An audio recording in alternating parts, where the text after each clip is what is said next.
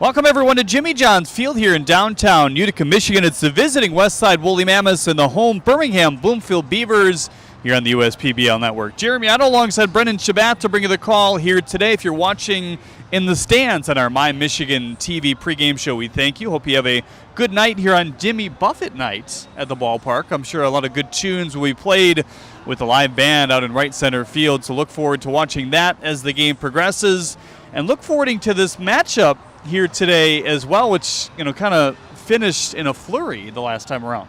Yeah, these two teams played in a non-public match earlier in the week, and Dakota McFadden did Dakota McFadden things again. We know how he's been tearing the cover off the ball. He's soared to one of the best hitters in the league since he's been with the Beavers. And yet again, a two-run walk-off double with 2 outs in the non-public game against these Mammoths. They suffer another close loss, but man, we really can't say enough about McFadden. He had a home run last weekend in the public games that we got to see on Sunday. He's really just been outstanding to watch. So much fun. He was throwing batting practice today and dancing to the Jimmy Buffett songs and singing along, and he's just a hoot and a holler, and I think a really great presence in that locker room, not just because of what he brings to the plate and how good he is statistically, but he's just a fun guy to be around. He takes an interest in everybody. He's always laughing, always joking, and hey, they're winning games too. And you need guys like that, obviously, to get hot, as the Beavers have kind of down this stretch run. We've talked about in the past how all these games are really important for them, but we've also talked about kind of the pitching depth that they built, and maybe they even, subside a little bit better in the number 2 spot anyway. Oh, yeah. I mean, if you look down their pitching staff, Austin Shea's going to start tonight. He's really flipped the script on his entire season. He's turned it around. He's been lights out in his past 5 or 6 starts now. It's becoming a trend that he's just this consistently 5-6 innings, low walks, high strikeouts, low runs too. Trevor Jackson, he's been a candidate for pitcher of the year for a very long time. When his changeup is working, he's on fire. Lyle Hibbets has been a really good addition to the bullpen for them in the past couple weeks. James Crick has not given up more than 2 earned runs all season long in almost 20 appearances. He's been lights out. Nick Shaw has been a great addition. A very high-velocity fastball, major league level slider. Jesse Galindo's, their pitching staff, it just goes on and on and on. And it's weird because it didn't quite feel that way at the start of the year. We knew how good Shea was. We knew how good Crick was. We weren't quite sure how good some of these other guys would be. We didn't know that they were going to add pieces, obviously. But after I would say about a month of the season, we were sitting back and thinking maybe it's just not quite panning out for them. And mind you, at this time the Beavers are about 2-9, and they really had struggled through the first month. And since then they've just been on a tear. The bats have come alive. The pitching staff has really done great and grown in depth, and it's been really fun to watch. When you look at yesterday as well, kind of an interesting game. It was the Hoppers and the Unicorns going at it on a rare Wednesday evening at the ballpark. We'll have a few more here in the month of August, though, as well as we really get to the nitty-gritty of this season. 2-0, 2 runs in the first 2 innings for the Unicorns. It stayed that way for a long time, all the way to the 8th. The Hoppers just really couldn't get anything going offensively. Great job of the Unicorns' bullpen as well to really piece it together. Moutonnier had a great outing, 3 innings, perfect baseball, and then everybody else really passed the baton and did it well, kind of one by one. But it was the huge 8th inning, which featured 13 batters, 8 runs, capped off by a huge grand slam on a line by Drew Galassi's second home run. Galassi's second home run of the night, 3rd home run in as many games for the Unicorns. We talked about it in the post-game interview with him, and if you didn't see that, I'll run you through those numbers. So obviously, made Sports Center top 10, had a home run on Saturday in the doubleheader, then had the walk-off base hit in that game in extra innings, then 2 home runs last night, 5 total RBIs. But in his last 10 games, 14 hits, 17 RBIs. He's got 25 RBIs now on the league. That's top 3 this season. What more can we say about this guy? I mean, he's swallowing balls up defensively. He made SportsCenter top 10 for his defensive play, leaping over the wall and making the grab, robbing a home run. He's leading off. He's hitting the ball for power, for average. He's stealing bases. He's got speed. It's been so much fun to watch him, and I thought it was really cool. I ran into his host family last night before the post-game interview with him, and they said that he was able to get home after a few days off, and he made the 6-hour drive back home. I got to see his family, see his girlfriend, and they attributed that to his success, and he did too. And it's really cool to learn that he could be able to get home and kind of get his mind away from baseball and come back. And hey, look, when you relax and you're not so focused on a specific approach and looking for a certain pitch or whatever, he said it to you and to me: see ball, hit ball. And it's pretty simple when you put it like that, and it's working out for him. And he's one of those guys where the approach is the most important part. He's not trying to necessarily pound the ball to the pull field. He does when he's going right, but also when he's going right and when he's trying to get out of a funk, he just hits it up the middle. Yeah, he's got that, like we said, hit for average and hit for power. He can do both, and that's exactly what you want out of a guy in the leading three of your order, and a guy in center field at that who's good defensively. And I really like his approach that he said. At the start of the year, he was one of those guys who was maybe looking for a certain pitch. They always say, wait for your pitch, look for your pitch, and that does work for some guys. And for other guys, it just isn't the case. Drew was one of those guys who he talked to us about. He said he was overthinking when he got to that and thinking too much maybe about the situation and not just waiting for a pitch that he thinks is hittable and he can put in play and kind of hit the ball where it's pitched. If it's pitched in the middle, hit it up the middle. If it's on the inside, pull that to the right side. And he's done a nice job with it. Well, as for our game again here today on our My Michigan TV pregame show, Mammoths and Beavers, Chris Davis is back in the lineup here for the Beavers, a guy that they've been kind of waiting to get back, and I'm sure they're happy to have him back. Yeah, he's dealt with injuries his entire baseball career, dealt with a few at Princeton and at Duke, and then when he got here, had that back injury, and that's what's kept him sidelined for a few games. A guy who poses a very good defensive outfielder over there in left field, has been a pretty decent bat, looking to turn it around a little bit, but still adjusting to pro ball. And that injury may be a little bit of a setback, kind of a bummer that he couldn't go through that first 3 weeks, that first month,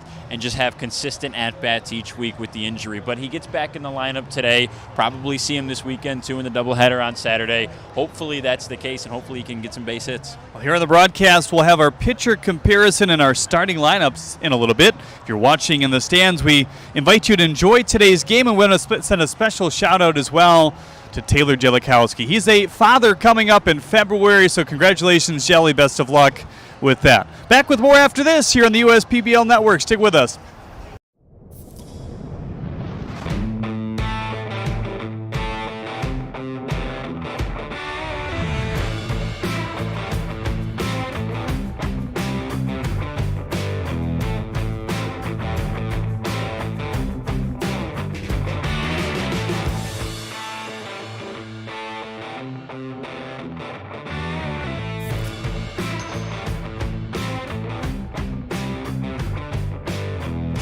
How do these business owners find the time for peace of mind? Because they rely on Tryon to handle difficult and time-consuming HR tasks like payroll, benefits administration, and more. Working with Tryon, one of the nation's top professional employer organizations, provides access to top-tier healthcare and employee benefit plans and its team of attorneys and HR experts. With Tryon, you don't have to grow it alone. Visit RelyOnTryon.com. You can always rely on Tryon.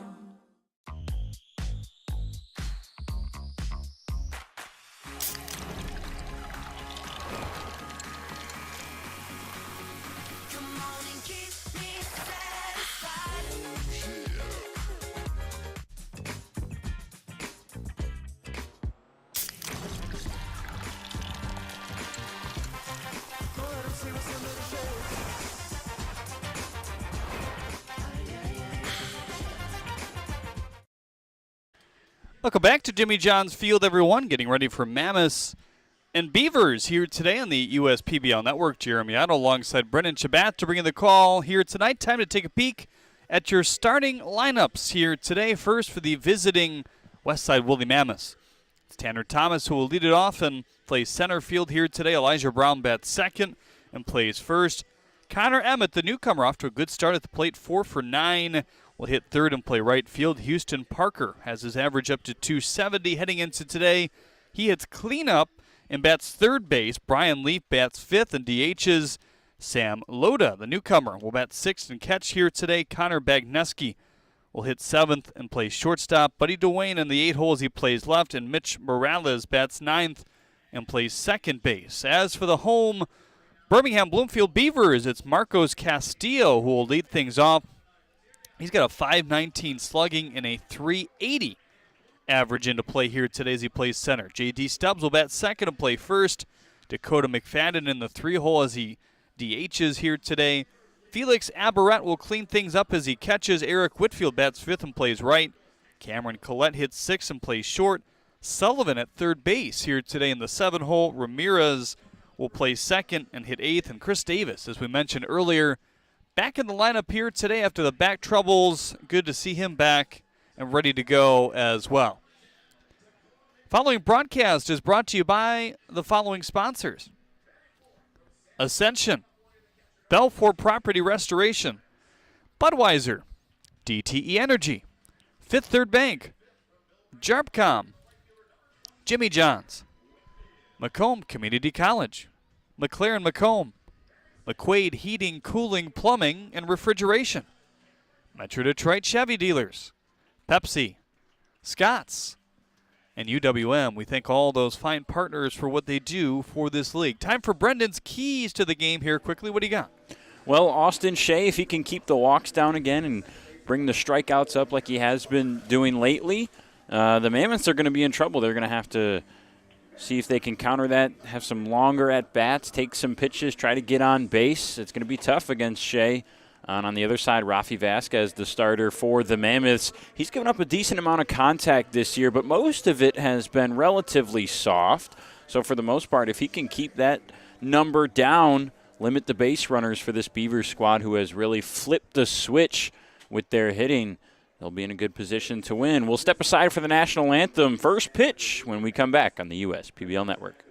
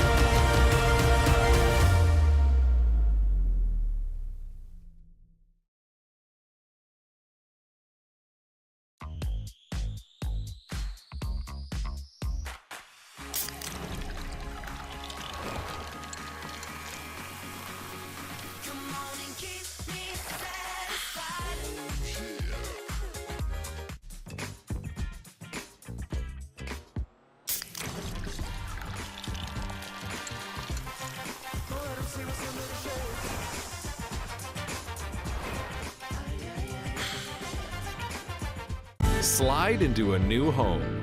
Work with a local mortgage pro who works for you. Get a cheaper, faster, easier home loan.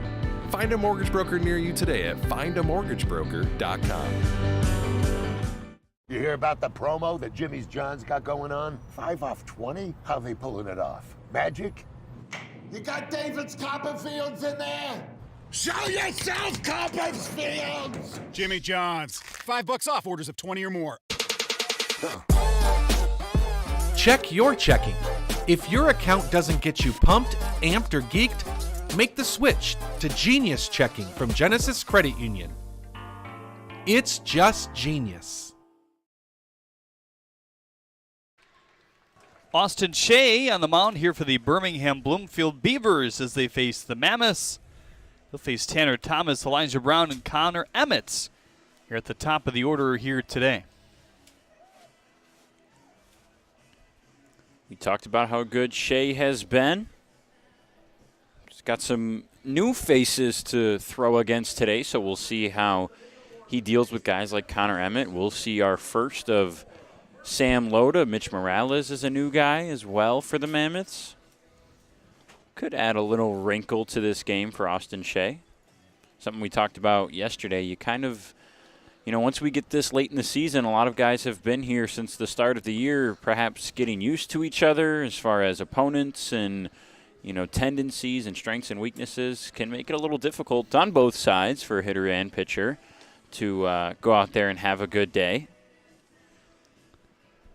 Four-seam fastball, slurve, changeup for Austin Shea. Heavy fastball, kind of uses the slurve and the changeup evenly after that.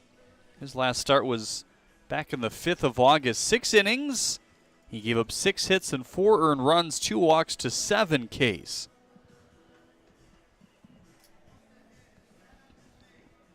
Take a peek at the defense behind Shea, brought to you by Three-Dimensional Services Group here today. Prototype production proven. Davis is in left, Castillo in center, Whitfield out and right, Sullivan and Stubbs on the corners, Ramirez and Collette up the middle with Aberrett behind the plate here today. Defense every game brought to you by Three-Dimensional Services Group. Prototype production proven. Jeremy, you referenced that last start for Shea, and I think it's easy to look at those 4 earned runs and think, oh, maybe not his best day, but that was the first time since June that he had given up more than 1 earned run in a game and still kept the walks low with just 2 and had 7 strikeouts in 6 innings. And the inning where he walked 2, it was the 4th, 8-batter inning, kind of could have went a couple ways. In the end, it fell more in the hands of the Hoppers that day as Tanner Thomas ropes a ball up the middle as the first pitch is at 7:02 p.m. here today. Game time temperature, an absolutely beautiful 74 degrees. A little breezy today, and during batting practice, the wind today is unusually blowing inwards from center field. It was killing some hard-hit balls in BP. Yeah, and it's not outrageous in terms of the rate that it's blowing, at least according to the flags, but it's enough that it will certainly have an effect on some fly balls, maybe keep 1 or 2 in the ballpark that would typically get out. We've got some good power bats tonight.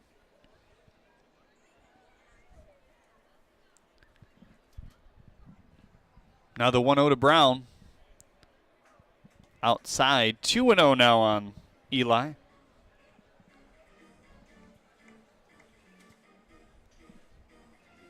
Just so you know, he does prefer Elijah. Outfield pretty deep. Infield back looking for that double play here to begin this first game. Now the 2-0. Fastball high. 3-0 on Brown now.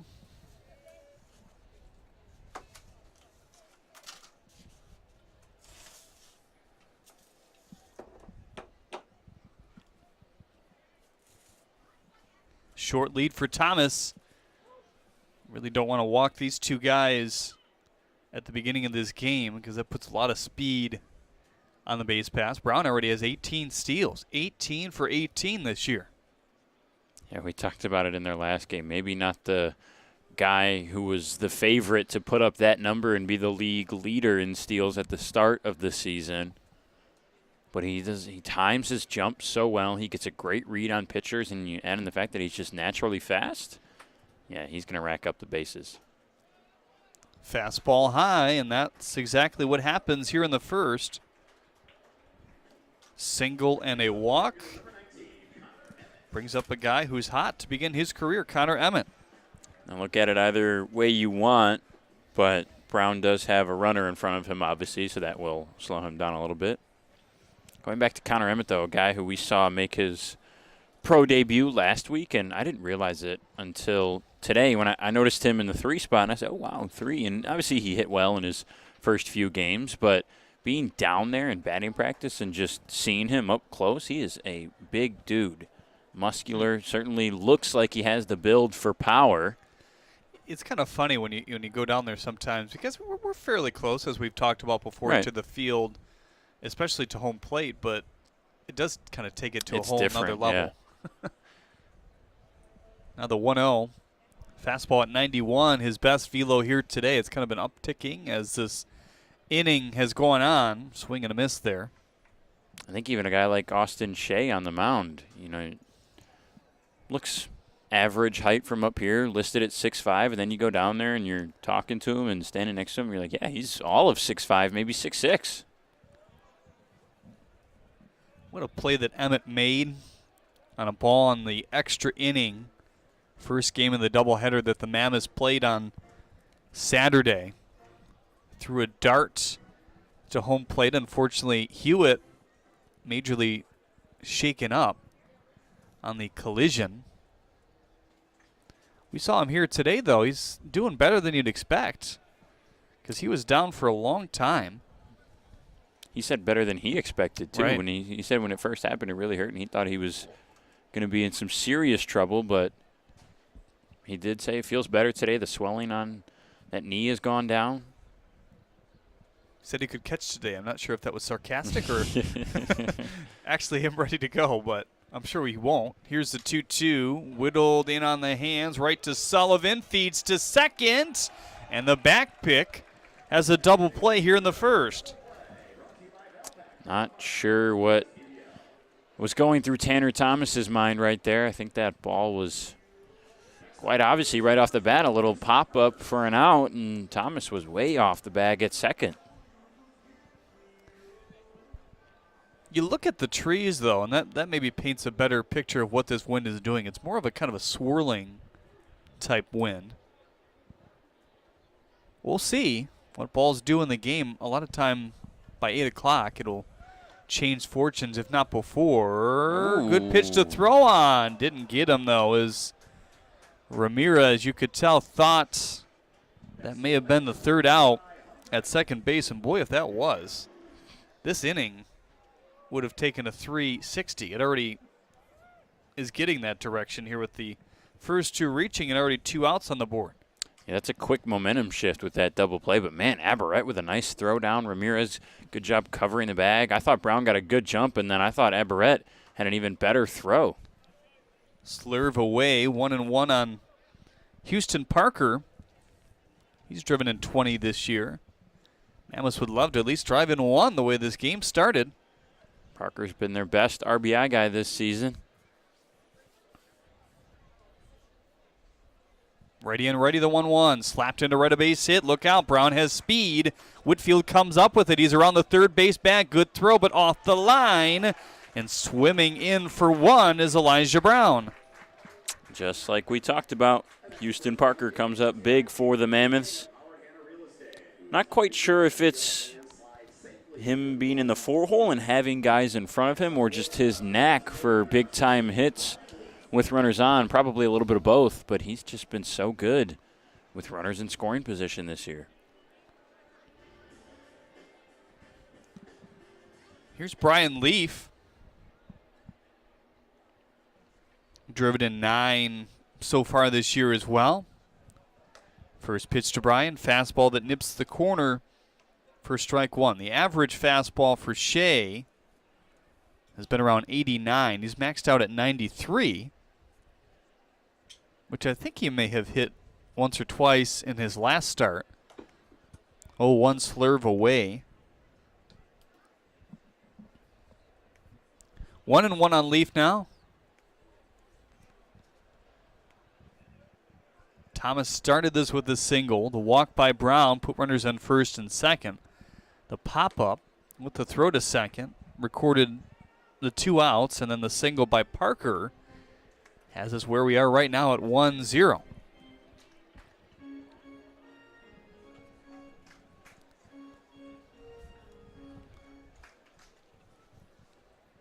Now the 1-2. Hit the corner for strike 3. Shea with a heck of a job to not give up more than 1 here in the first inning. The RBI single through the right side, the difference. The Mammoths with a single-run lead after the top half of the first. Now time for your Thrifty Florist sweetheart of the game here today. Chelsea Cooper is down there with JJ and company. Thrifty Florist gives the sweetheart of the game a nice bouquet of flowers. It comes directly from the Thrifty factory here locally. So we thank them for their partnership here at the USPBL Network. Now time for your Jimmy John's Freaky Fast Facts here today. Number 1 is this. Jimmy Buffett owned an aircraft named Hemisphere Dancer. There you go. It's kind of a good name for an airplane. What would you name your airplane? I don't know. Jimmy Buffett founded Save the Manatee Club in 1981 in an effort to save endangered species. Kind of cool. Yeah. Number 3. Margaritaville is also often referred to as the most lucrative song ever written. Sounds pretty subjective, right? It's one of those lists like the Star Wars we're pushing top the boundary 100 of characters. we're pushing the boundary of the word fact here. Jimmy John's Freaky Fast Facts. Here once again here today. Rafi Vasquez on the mound in the first inning for the Westside Woolly Mammoths. His start a few outings ago was probably the most solid of his career to this point. His last outing, though, on the third against the Beavers was a 6-hit, 3-inning, 5-run performance. He did strike out 3, but kind of referring to the start before that, also against the Beavers. So this is now 3 appearances versus the Beavers in a row, 4 of the last 5 as well. He gave up just 4 hits in 6 innings, 1 earned run, 2 walks to a strikeout. He's another guy who dealt with injury and missed time for a while, much longer than I think we expected. Originally learning that it was just a cut on his thumb. Took him a little bit longer to come back. Obviously, it was on the thumb of his pitching hand, on his right hand, which always, you want to be careful with. Those type of injuries can linger, be a little bit of a nuisance. Sinker, slider, changeup, mostly sinker, slider, as that one sinks to the exterior for strike 1. And obviously you don't want any player ever to get injured, but if you had to pick one, it wouldn't have been Vasquez either, a guy who was coming back to pitch, hadn't pitched a lot in college, played mainly infield, was kind of learning that position again, becoming a pitcher. He was one of those guys who could use every rep possible, and missing that time obviously hurts the development a little bit, but he has been impressively good this season. Bagneski at short, 1 up and 1 down here in the first inning for Vasquez. Let's check the rest of the defense, brought to you by Three Dimensional Services Group behind Vasquez here today. It's Dwayne in left, Thomas in center, Emmett out in right, Brown and Parker on the corners, Morales and Bagneski up the middle with Loda, the newcomer, behind the plate today.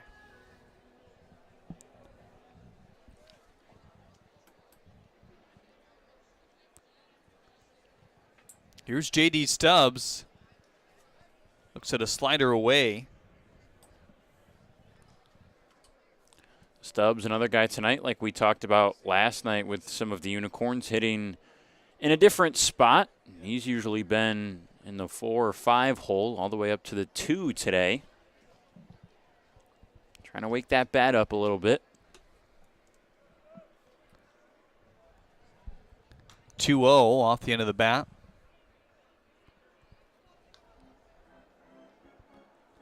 We talked about some of the things that Vaughn Joshua has tried to work with him on in terms of his stance and using his back leg a little bit more. Drive the ball. Thinks the swing in itself is pretty good. 2-1. That one golfed to the gap and slicing away from Thomas. It's going to carry near the warning track. Stubbs kind of in between first and second. He will go to second as the ball now escapes as Brown has to pick it up. So a 1-out double here by J.D. Stubbs as the first hit for the Beavers. Stubbs did a nice job stretching that into 2. I think if the throw is on target, he's probably out. I think it beat him there, but it was offline to the right of the second base bag, and aggressive base running pays off. Now a runner in scoring position with only one out for who's been the best hitter in the lineup all season for the Beavers. Just kind of watching Tanner Thomas play that again on the replay. Maybe that's an indication of just what the ball is doing. That almost did have a zooming effect to it towards the gap, but then it stopped maybe a little quicker than he expected. 0-1 on Dakota McFadden. It's one of those ones off the bat where you move to your right and then all of a sudden you realize you got to move back too because it's slicing away and you want to be behind it in case it drops. Brown got over there, just ran out of room.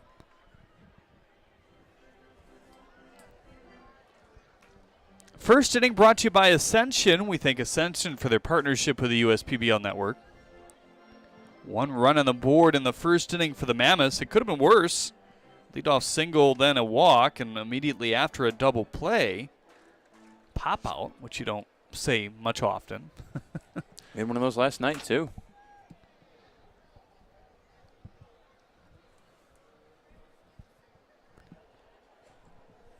Bedco. Sikopoulos caught it, flipped to Taylor. Right over here.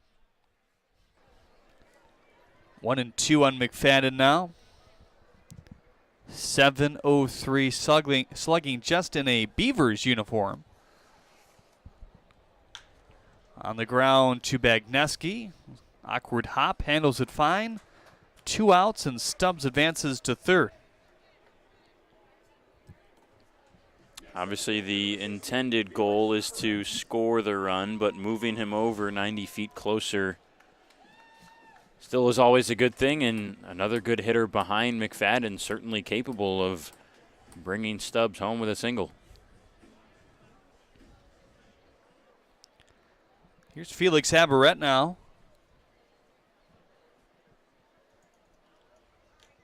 Good start in his return to the USPBL.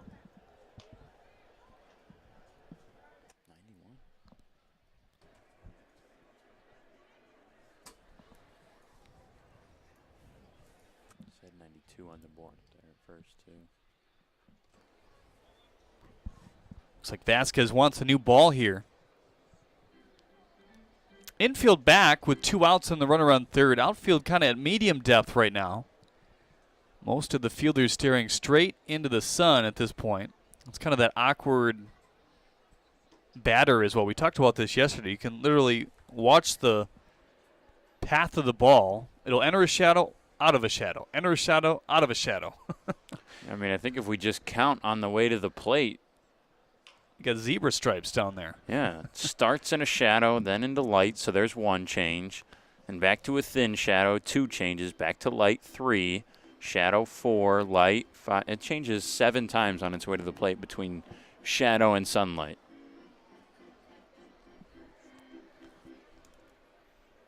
We've confirmed, talking to some guys, it is hard to hit when it's like that. 1-2, there it is. High fastball. Velocity pretty good there in the first inning for Vasquez. 90 to 91, nearly on every pitch. And that is the end of the first inning. Strands the 1-out double on third base. It's still 1-0 Mammoths.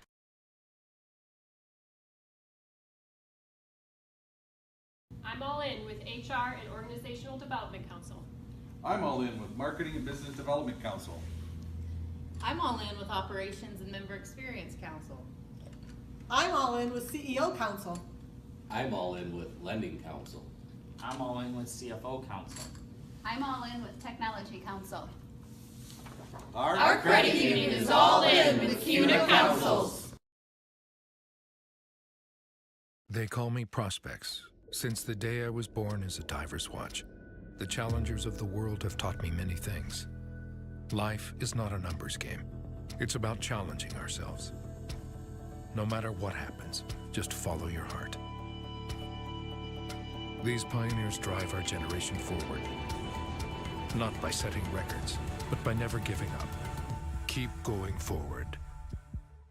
Prospects. Available at Lucido Fine Jewelry.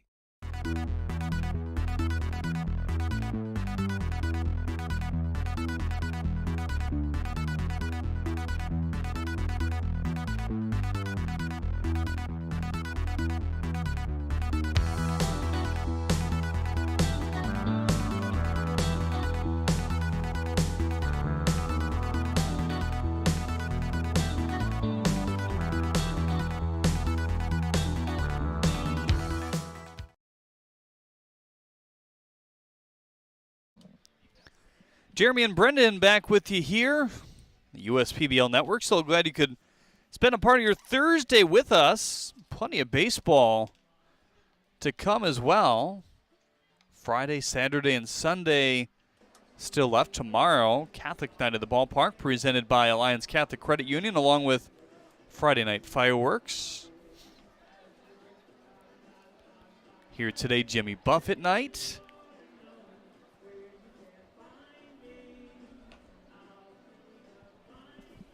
Going to be Sam Loda, Connor Bagneski, Buddy Dwayne to bat here in the second inning.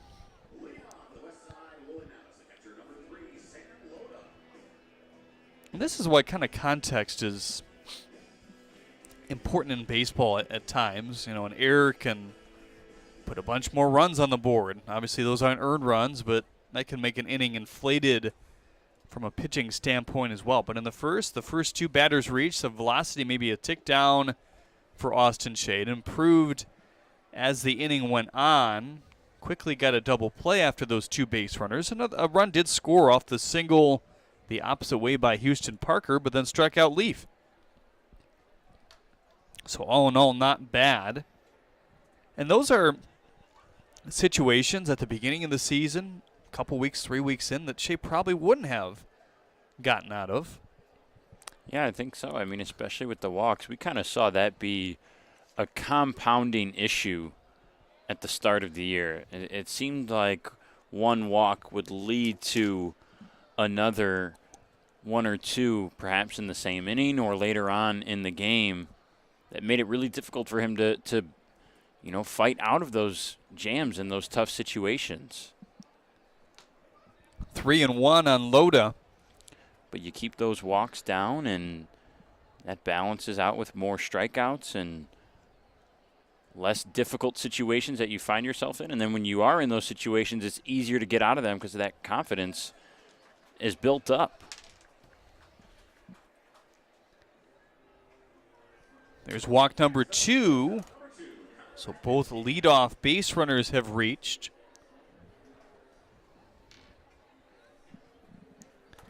Brings up Connor Bagneski now.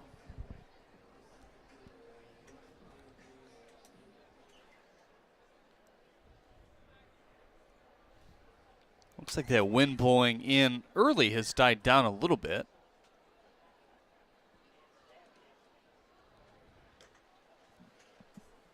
Not something that you really felt necessarily by standing on the field earlier today. Just looking at batting practice, but definitely impacted some baseballs.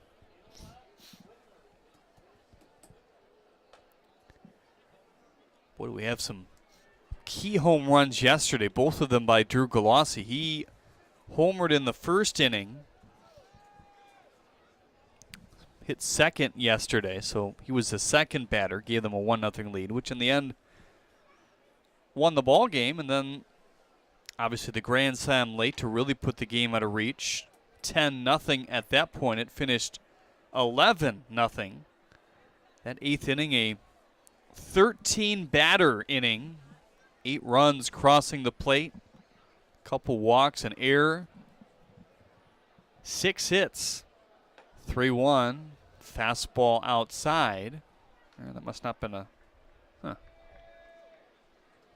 I had it as 3-0. I did see the board say 3-1 before that pitch. It was weird. I think it's 3-1 now.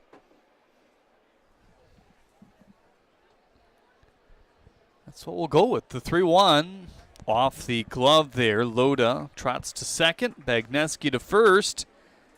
Now back-to-back walks here in the second.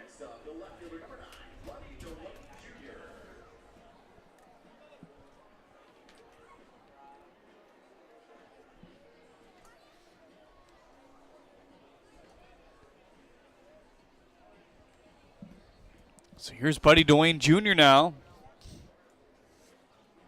Left fielder today for Taylor Jellikowski's team. Shea hasn't walked 3 in a game since May.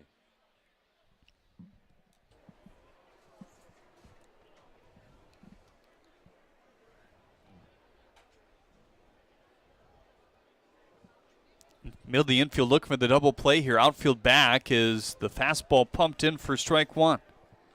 Well, Jeremy, if there's any evidence that we don't know what we're talking about, it's been the last couple games here. Remember about a week ago we said it was muggy and dead and the ball wasn't going to fly, and then I think we had 5 runs in the first inning and 14 or 16 total in that game. Yep. Austin Shea with a couple walks today. He's kept them down. We weren't lying. I just checked it. He hasn't had more than 3 walks, or 3 or more, I should say, in a start all the way back to May. 1-1. Might have broke his bat. Stubbs got it on a little teardrop for out number 1. Yeah, I wouldn't put it past him. I thought, maybe in between here and now he could have walked 3, but that speaks to even more how impressive he's been, and that's been a key part to keeping the success high. But even his walks here today, they differ from at that point in the year. He was missing by a lot. Oh, yeah. On those pitches for the most part. These have been kind of, chiseling around, not too high, not too low, not too inside, not too outside. And by that token, that's credit to these Mammoths hitters being disciplined, having good eyes, laying off pitches that they don't think are in the sweet spot for them.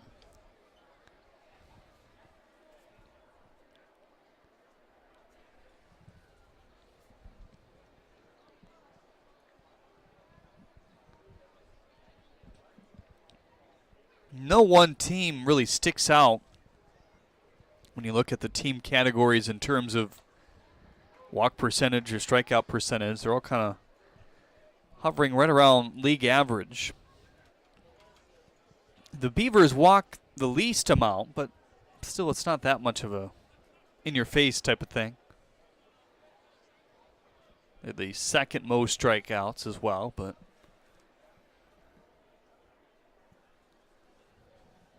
0-2 swing and a miss. 91 by him. I believe the best fastball today for Shea, and his second strikeout as well. And maybe some of that is as well. I mean, you have your players maybe on each team that have the best eyes, and some that maybe strike out a bit too much, but there isn't even a whole lot of egregious strikeout rates at this point. Nick Kreitzer, a guy that really honed that in, has made himself a walk guy almost all of a sudden.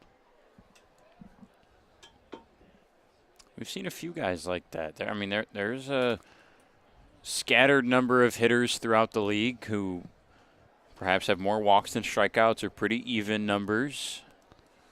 Guys who have kind of fought back with the plate discipline, like Kreitzer. Gotten better at laying off some pitches, making that pitcher on the mound work for the out. Rocket to right. It's a base hit. Loda around third. Jellikowski waves him around. He will score. It's 2-0 Mammoths here in the second.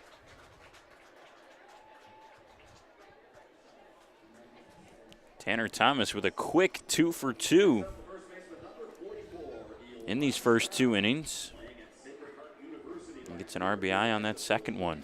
Hitting the ball hard. He's only seen 2 pitches. Hit it off the bat at 99. That's what we call a hard hit ball. Oh, yes. We've marked it as 85 or above here in the USPBL. It's 95 or above in the major leagues,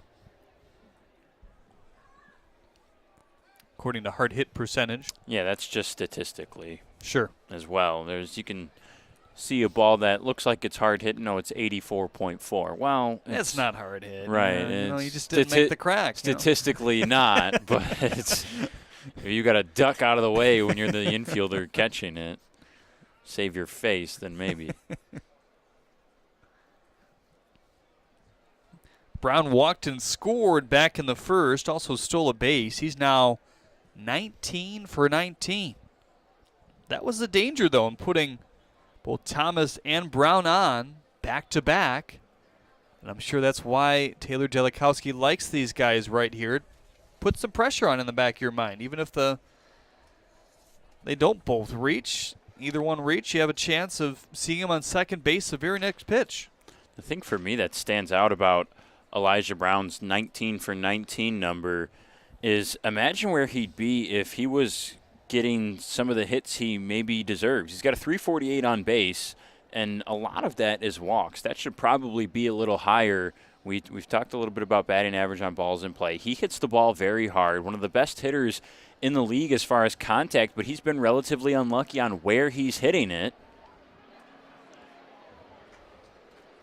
And his batting average has suffered because of that. It's 221. That's up a significant amount from where it's been most of the season, but I would argue it should be even higher than that. Could you imagine where he'd be on stolen bases if that average was even higher?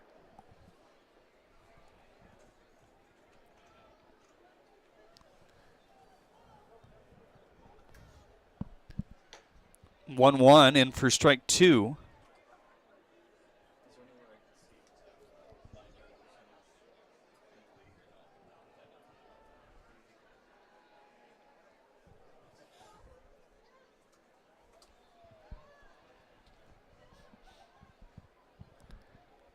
Now the 1-2. Slurve away. 2-2 on Brown. The inning started with the walk to Loda. He scored. The second walk right after that, Bagneski standing on second. Tanner Thomas driving in Loda. He's on first with 2 outs. Austin Shea maybe trying to navigate through what hasn't been his best stuff tonight. 2-2 fastball away. 3-2 on Brown. Second inning brought to you by Budweiser here tonight. We thank Budweiser for their partnership with the USPBL Network. The Budweiser Clydesdales will be here at some point this month. I think that's coming up soon. Yeah, I think so. I want to say like the 15th is the first date that pops out of my head. Runners moving on the 3-2 with 2 outs, and Brown K's. He was hoping for a free pass, would have loaded the bases, but instead strands 2. Mammoths add another 2-zip. Every summer, my family loves to have a neighborhood movie night in our backyard. And with my Chevy Blazer, I can head out and get everything we need for a great night. It has plenty of room for picking up friends, and the available hands-free liftgate is perfect for loading unhandy supplies. You know, it may be movie night, but my Blazer is the main attraction wherever I go. Lease a 2022 Blazer 2LT for just $239 a month for 24 months. Put it in D and see why Chevy drives the Motor City. Make your move with a quick and easy mortgage from Genesis Credit Union. We have mortgages to fit your life. Genesis Credit Union. Visit us today. Slide into a new home. Work with a local mortgage pro who works for you. Get a cheaper, faster, easier home loan. Find a mortgage broker near you today at findamortgagebroker.com. Vasquez on the mound for his second inning of work. He stranded a 1-out double back in the first by J.T. Stubbs. 2 outs in a row, McFadden and Aberrett. He will face 5, 6, 7 in Vaughn Joshua's order here today. Whitfield, Collette, and Ryan Sullivan. Jeremy, our credibility has been dinged up a little bit in the past couple games, as we mentioned here in the early innings. I got to earn some of mine back. Do you care to share the news for our regular viewers from our debacle last night? Yeah, so Hoppers and Unicorns were playing yesterday. We told you kind of how it finished and the big inning and the good relief pitching that we saw. Brian Camacho looked solid as well. And we were pondering, it was an 88-mile-an-hour pitch. His fastball averages, where is it at, 92, 93? Yeah, like 93. His slider is where? 84, 85. But he was throwing 88 on the regular with a little bit of break. I mean, just a little bit of hump. But we thought, after texting Mitch Aker, the pitching coordinator here at the USPBL, that might be a splitter. We understand that he's been working on it. Didn't really have a chance to talk to him further about it, but he did confirm that it was a slider. And that was the debate. I said slider last night. Our guys Dan and Jeremy said a low-end fastball or a two-seam. Yeah, I mean, it was just, and watching it in person compared to the monitor. In person, yeah, it looked more like a break. On the monitor, it was more like a run. It's like, that's maybe a 2-seam. I think that's one of those things, too, where our angle might have hurt a little bit. Back-to-back strikeouts here for Vasquez, stretching back to the Aberrett at bat. I think if we were down there behind the plate or even in the batter's box, we'd be looking at that pitch and saying, yeah, that's a slider. Wow. Yeah, I'm not discrediting it. It looks sharp, and he was getting swings and misses he got plenty on it. of swings and misses on it. Here's the first pitch to Collette, swing and a miss. Whatever it was, we were intrigued to know what it was, but for whatever reason, that slider velocity was ticking up. Who is it, Pierre Bewley, the other guy who throws the harder slider as well, up in the zone? Bewley's got a good one. Bewley's around 85, I believe. Shaw's another guy who's... Shaw, that's who it is, yep. Who we might see tonight for the Beavers. He's been up to 88 with his slider as well. And that's a little bit more of a surprise because his fastball isn't quite as high velocity as Camacho. Camacho's consistently touched 95 in a lot of his appearances this year. Shaw hasn't quite reached that number yet. His average is probably close to Camacho's. 0-2 off the plate and just collected there by Cameron. And, take all this with, look, we talk about all these things as highs for the league. 87, 88 mile-an-hour slider in the major leagues for a guy that throws really hard, that's not a wow factor necessarily. But for the league, average fastball probably 88, 89, 90, and upticking maybe a little bit more as these arms, that they brought in recently add to that, but 0-2 high. We're not seeing a fastball above 93 on a regular, so. No, and you have to think about it in terms of projectability. All of these guys are young, most of them fresh out of college or 2 or 3 years pro, and so you think about a guy like Brian Camacho. He's young in his early 20s and can touch 95 consistently, averages 93. And if that slider can stay anywhere from 85 to 88, you project that 10 years into the future when he's, just maybe in or past the prime of his playing days. That's got to be 96, 97, 98 fastball, maybe 100 with a low 90s slider. That's tough to hit. The delivery value system here in the USPBL is designed to try to maximize velocity and minimize injury risk, trying to do both. So you will see some guys improve on their velo as the year goes on. That's 4 straight outs for Vasquez after the 1 out, or actually 5 straight outs after the 1 out double in the first. Keeps this game right where it is. Companies are competing for talent like never before. With the complexities of handling tasks like payroll, benefits administration, and other HR functions, it's easy to see how a professional employer organization like Tryon Solutions makes all the difference. Tryon empowers businesses of all sizes to attract and retain talent by offering access to top-tier healthcare and employee benefit plans. With Tryon, you don't have to grow it alone. Visit RelyOnTryon.com. You can always rely on Tryon.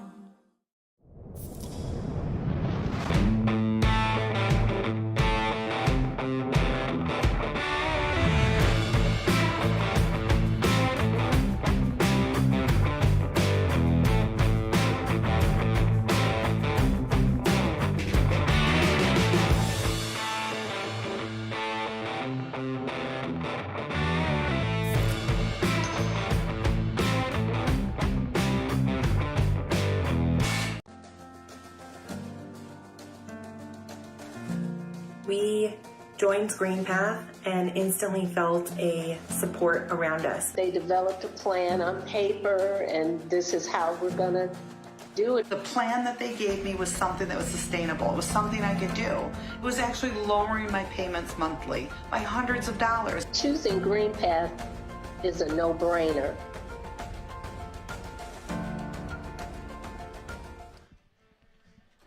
Look at your Michigan Schools and Government Credit Union soundstage out in right center, the Caribbean Blue Band performing the tunes here tonight. Connor Emmett to lead things off in the third. Emmett, Parker Leaf, That's 3-4-5 for the Mammoths. Austin Shea right back out there. Feels like he just left. Vasquez got a quick one last inning. Maybe part of that as well, just due to the length of that second inning. He faced 6 batters, walked the first 2, allowed an RBI single to Tanner Thomas, which plated Loda to make this game 2-0. Already 43 pitches in the books for Shea. Late kick in the 0-1. Slurve outside, 1-1 now. Shea second in the league in innings pitched total this season, so that's the good news for the Beavers despite that high pitch count early. He can go a while if they need him to, and I wouldn't be surprised if he turned it around and had a few 1, 2, 3 innings. 1-1, pounded foul. 88-mile-an-hour fastball there.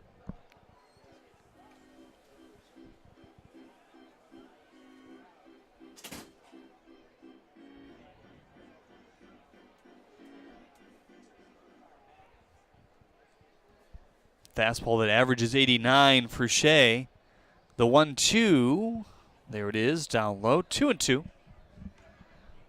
Above average spin really on all his pitches.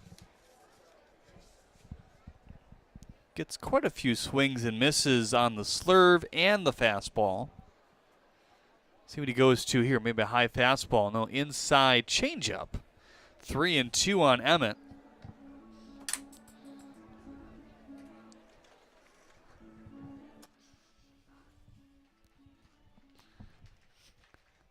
Houston Parker on deck. Brian Leaf to follow. Shea would love a out to begin the third inning. He's allowed the first 2 leadoff men. Slurve in there for strike 3. His 4th K tonight. 3 of them backwards, too. Shows you he's just being deceptive. Hitters may be having a little trouble in the 2 strike counts picking up the pitch. I like that backdoor slurve a lot. For obvious reasons, as in a 2-2 count as the hitter, you're looking, that's ball 3. He's trying to get me to chase on the edge of the zone, and then whoop, comes right back in across the plate. He's kind of middle of the pack in terms of called strikes. Same for swinging strikes as well. When he's right, there's a decent amount of Ks and contact outs, and his defense kind of working in conjunction. Yeah, if we geek it out, nothing really jumps off the page for Shea too much. Obviously, second in the league in strikeouts and first in innings pitched like we talked about. But when we're geeking, we're going beyond those numbers. Swing percent, contact percent in and outside of the zone. But being in the middle of the pack is okay as long as you're getting outs, and he's done that. High fly ball. Sullivan from his third base position hovering. Went too far, and I think that's maybe an indication of how the wind might be swirling.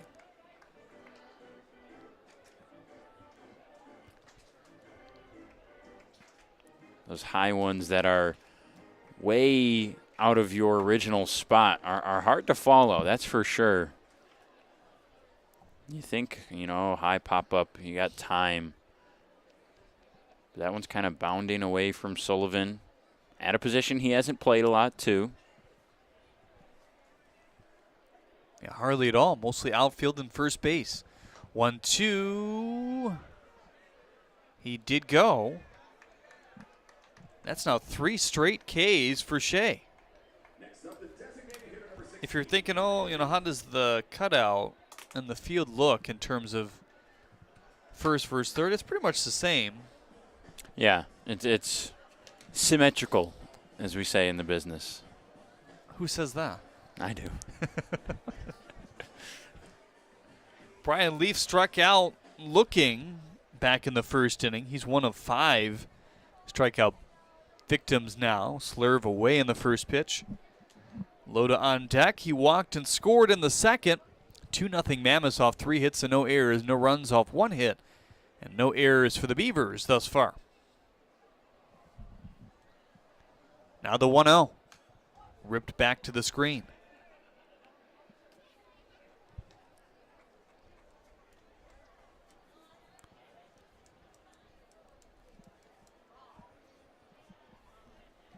infield back, outfield at medium depth with nobody on and 2 outs.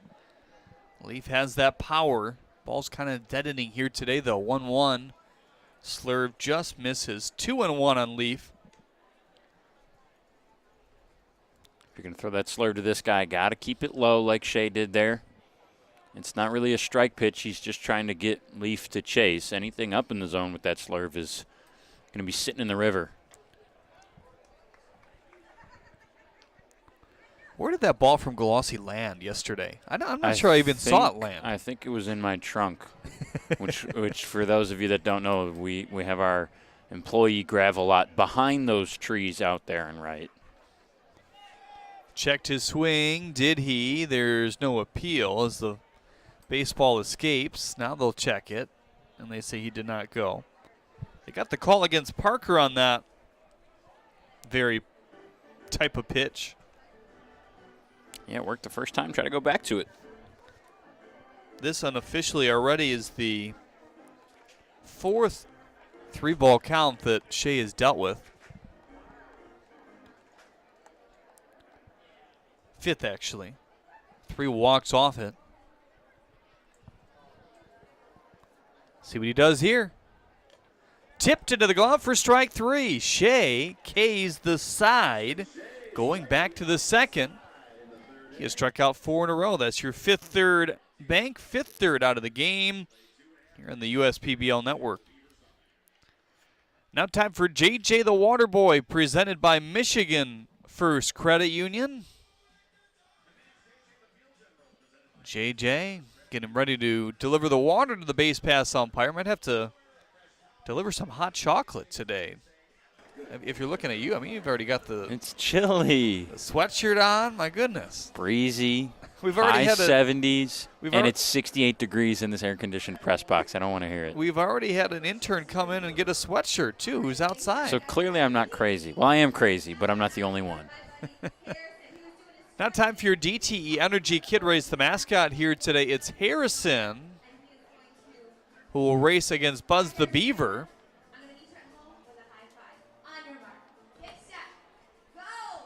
And Harrison runs the wrong way. Did he plan that? That almost looked planned. He's purposefully given himself a bit of a, oh, never mind. I don't know what he's doing. He's got some speed, but yeah, I mean, if you're going to go the wrong way, the speed makes up for it, right? Look at that hat. Could he not see? Was that it? I don't know. He's got the glasses and the U hat there. Yeah. DTE Energy sponsors your Kid Race the mascot each and every game here at Jimmy John's Field. Well, these two pitchers dealing all of a sudden, both have retired 4 in a row. For Vasquez, he's allowed just 1 base runner. That was a double with 1 out back in the first. He struck out 3 through 2. He'll face 8-9-1 in this Beavers lineup. And boy, I mean, if you start hot as a pitcher against this Beavers team, goal number 1, win number 1. Now you're just looking to make it stay that way the second time through the order. Yeah, you really just want to keep it that way as long as you can and leave it up to the bullpen. You can only do so much as a starting pitcher. We haven't seen a guy go 9 complete this season. We've seen a guy go 6 complete. A few have done that in the 6-inning doubleheaders. But nobody is likely going to go 9 all season long unless there's someone who can throw 100 or more pitches and they're working on a perfect game or a no-hit bid. So as a starter, you want to just try to get it through 4, 5, maybe 6 scoreless. Keep the runs low, keep the base runners low, and set up your bullpen, regardless of the score, whether you're up 2 or up 12, to be in a good position to close out the game.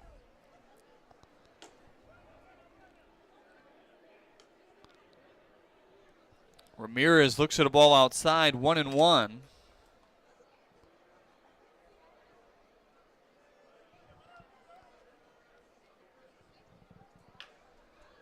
One golfed on the first base line. Brown stretches out. Can't get it. Not sure he had the best of reads on that one. Seemed like a late break. If he got to it right away, he probably catches that ball. Still a tough play, yeah. But didn't quite read it perfectly off the bat. And that kind of Goes to show you the speed that he has. Yeah, the speed can make up for the bad break or the misread at first. Like our kid in the Race the Mascot. 1-2, change up, skips low. 2-2 on Ramirez now.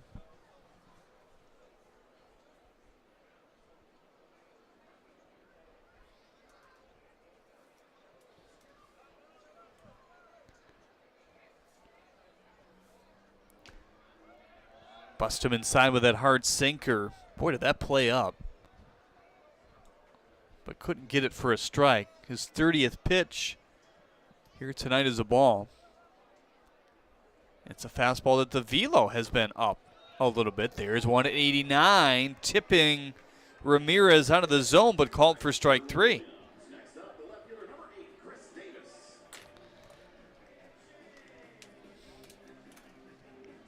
So here's Chris Davis now.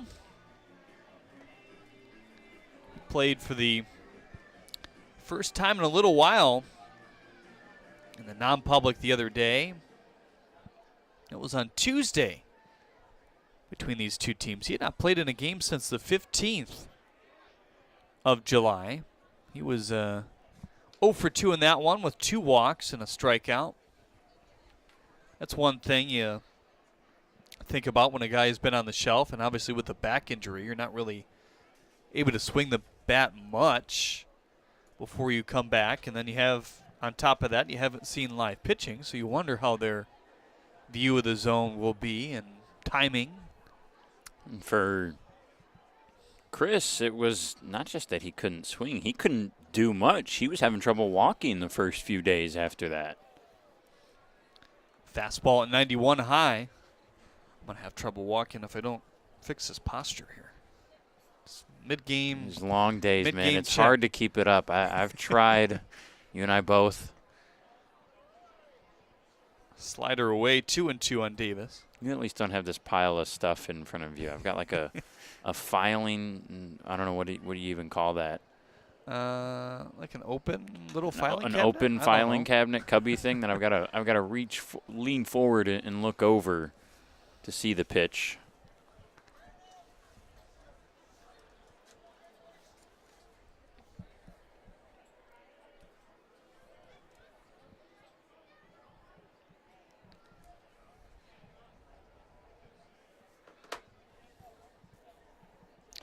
Two, just missed the inside corner. That call, whether it has been a strike or not, truly has been called here today.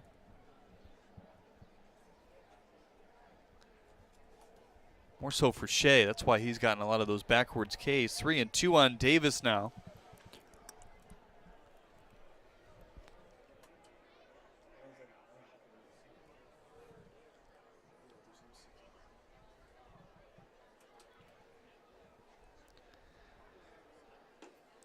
Two, strike 3. Davis not happy. That's now 2 straight Ks for Vasquez. I don't got much to say, Jeremy.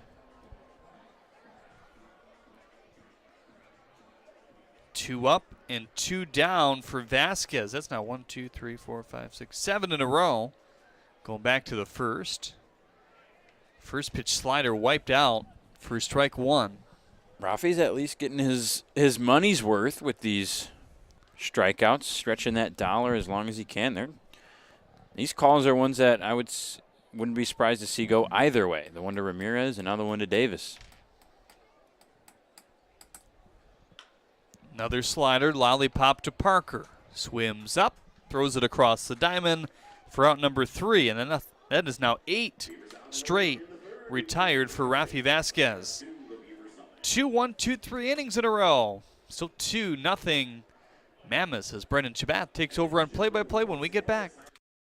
Companies are competing for talent like never before. With the complexities of handling tasks like payroll, benefits administration, and other HR functions, it's easy to see how a professional employer organization like Tryon Solutions makes all the difference. Tryon empowers businesses of all sizes to attract and retain talent by offering access to top-tier healthcare and employee benefit plans. With Tryon, you don't have to grow it alone. Visit RelyOnTryon.com. You can always rely on Tryon.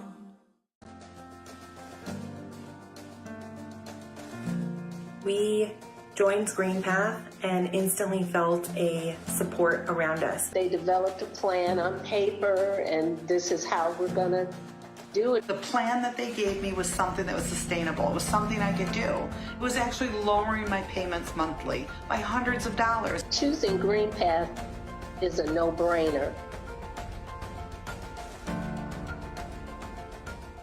Get great seats, safer, simpler, and smarter with TicketSmarter.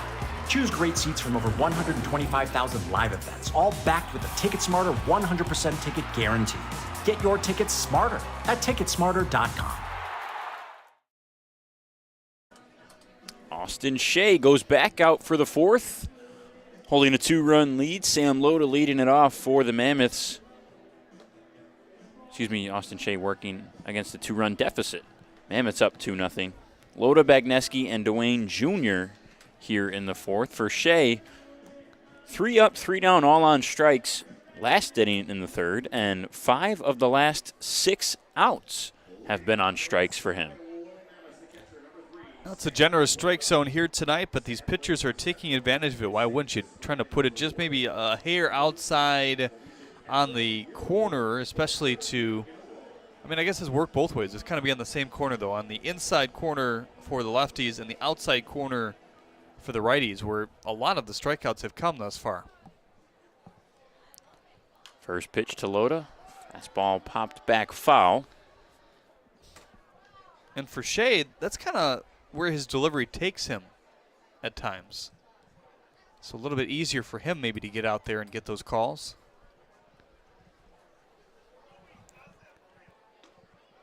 Slurve in for a strike. And how about Shea? He's tightened it up, hasn't he? 3 walks through the first inning. After the first, walked to the first 2 batters in the second. Since then, has retired 6 of 7, and 5 of them on strikes. There's no action in either pen. Sometimes these teams go in knowing, kind of like yesterday, Mountaineer was going to get 3 or 4. There were 3 perfect innings, so we could have seen him maybe go 5, but they wanted to get guys some work, and all of them did very good work to combine with that big run inning. 1-2 fastballs outside. 2 balls, 2 strikes on Loda. Shea feels like someone who we could see go into the 6th tonight, despite a little bit of the slow start. Vasquez hasn't quite been tested to that level yet. He did have a 6-inning start in a non-public recently. Now the count's full on Loda. Sam Loda out of Central Connecticut State. Spent 5 years there, all the way back to 2018. He works the walk here. So the announcer's jinx strikes again. That's the 4th walk for Shea. First since the 2nd inning. I feel like the walk and the hit by pitch has been the common way for new guys to get on base in their first few at-bats. And then you score a run, then you score another, and then you drive it in a run on a hit by pitch. And who was that? Mitch Morales on this Mammoths team. He's got 3 RBIs professionally, and none of them have come on base hits. Bagneski fouls the first fastball back, 0-1. Loda, the replacement catcher for the both injured Nick Caruso and Duncan Hewitt. We talked about Hewitt earlier and how his recovery is maybe going faster than expected. Same thing for Caruso. He said he feels pretty good, hoping to get cleared soon. Not necessarily for catching duties, but maybe he can go play the outfield. Said he feels comfortable out there. Was fielding fly balls today a little bit in batting practice. Still taking the process gingerly. They've all of a sudden got a log jam of catchers when everybody comes back. Yeah. That's kind of why probably as well. Whittled on the ground to Sullivan. He's going to try to turn 2. Ramirez for 1. Bagneski beats it out over at first, so they'll just get the lead runner, Loda, 1 down. Yeah, play that didn't really develop quick enough. He did get a decent throw over to second base, but by the time Ramirez had it, there was no chance to throw out the speedy Bagneski over at first. So that breaks out the little strikeout streak for Shea here to begin the 4th. But what you'd really like to see him do here if you're the Beavers, just turn one of those double plays, get out of it.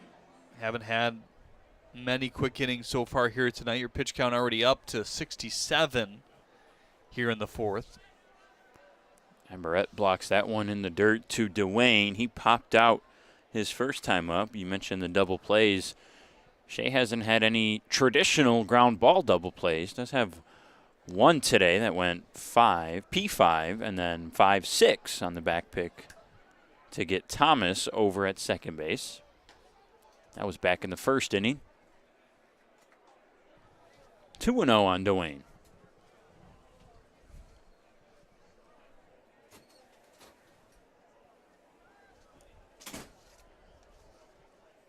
Bagneski over at first. He's 3 for 3 on stolen bases this year.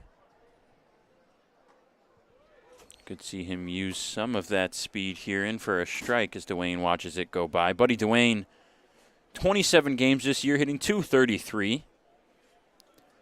Has struggled a little bit with the swing and miss. 8 walks to 32 strikeouts, but man, when he hits the ball, does he hit it hard. Bagneski gets back just in time on the pickoff from Shea.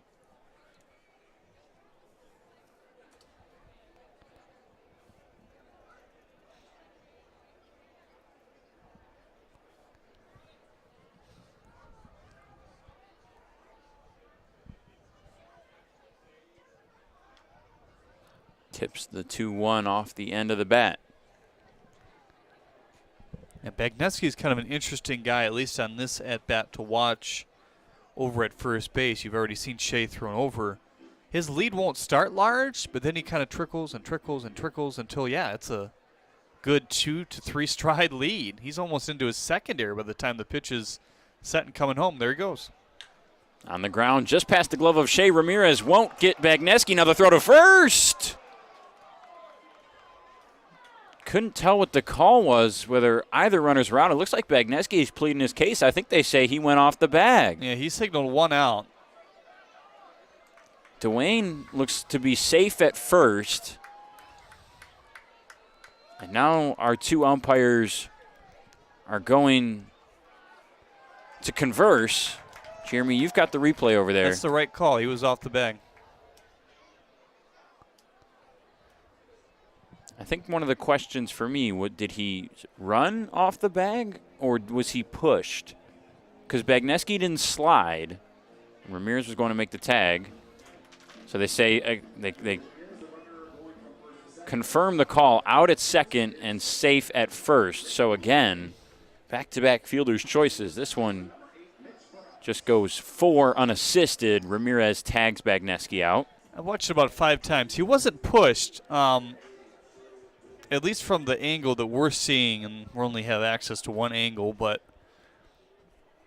the way he kind of hopped, to try to get to the second base bag. So that would tell me just his momentum was maybe just him. Avoiding the ball a little bit too. It came right under his legs, and if that does hit him, he is out. Pitch in for a strike to Morales. Weird play, though. You don't see that very often. Yeah. I mean, I thought off the bat, that's a great read. You're safe. You're going on the pitch. You've at least coaxed yourself into a fielder's choice. There goes Dwayne now. Throw down from Aberrett, just a little bit wide of second base. Dwayne is going to go for a 3 as Ramirez stumbles to get the ball. He slides in head first. Now with 2 outs, Dwayne's all the way over at third. He gets 2 bases in 1 pitch. A good heads-up base running. Kind of going halfway around the second base bag. Then he completely turned like, well, I'm going to turn on the jets here and make sure I get over to third in the end. And I think if Ramirez doesn't stumble, he probably stays at second. But now it's a 1-1 for Morales with a runner 90 feet from the plate. Chance to make it a 3-0 ball game. Outside 2-1.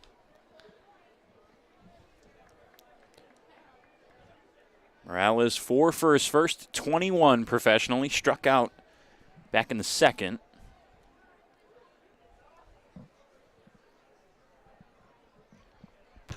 Two-1. Fly ball to right field. Playable for Whitfield, and he'll make the grab. So Shea strands a runner on third. Doesn't give up any runs. Keeps the score right where we are. It's the Mammoths 2, the Beavers 0. Beavers batting in the fourth on the other side of the break. Why are all these business owners smiling? Because they rely on Tryon to handle difficult and time-consuming HR tasks like payroll, benefits administration, and more. Working with one of the nation's top professional employer organizations provides access to top-tier healthcare and employee benefit plans and Tryon's team of attorneys and HR experts. With Tryon, you don't have to grow it alone. Visit RelyOnTryon.com. You can always rely on Tryon.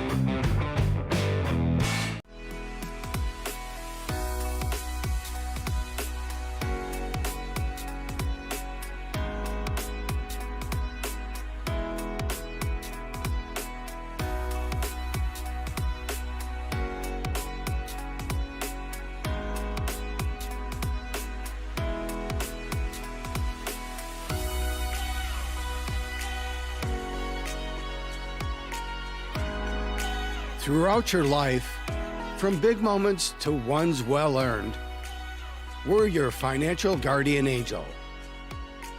Alliance Catholic Credit Union.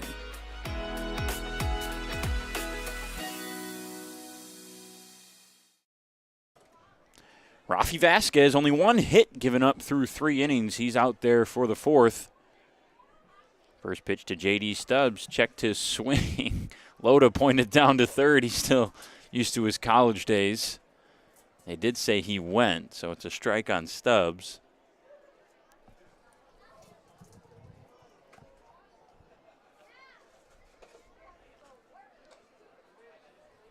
Outside, 1-1.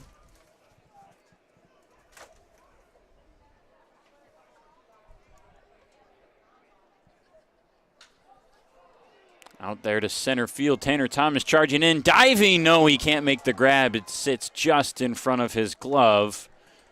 And J.D. Stubbs, 2 for 2 today. Well, Tanner Thomas falls in that category of almost every center fielder that starts regularly here in this league. You always have to give it an extra beat and him a chance to catch the baseball, but even for him, out of his reach. Didn't look like he maybe took the most direct path to the baseball, but maybe dove a half second too early as well. I don't know, though. There's something about this air tonight and yeah, how they're the wind getting is down going quick. high. Yeah. Big swing from McFadden. He looked uncomfortable in his first at-bat, and we don't say that too often. Did result in a contact out, ground out to the shortstop, Bagneski. 0-1, skied foul, quickly behind 0-2. Vasquez's sinker has been good tonight. The movement on it, the velocity on it. Average velocity for his slider, too, is listed at just below 80. It just seems faster than that, too. It breaks quickly. Didn't he just swing and miss for strike 3?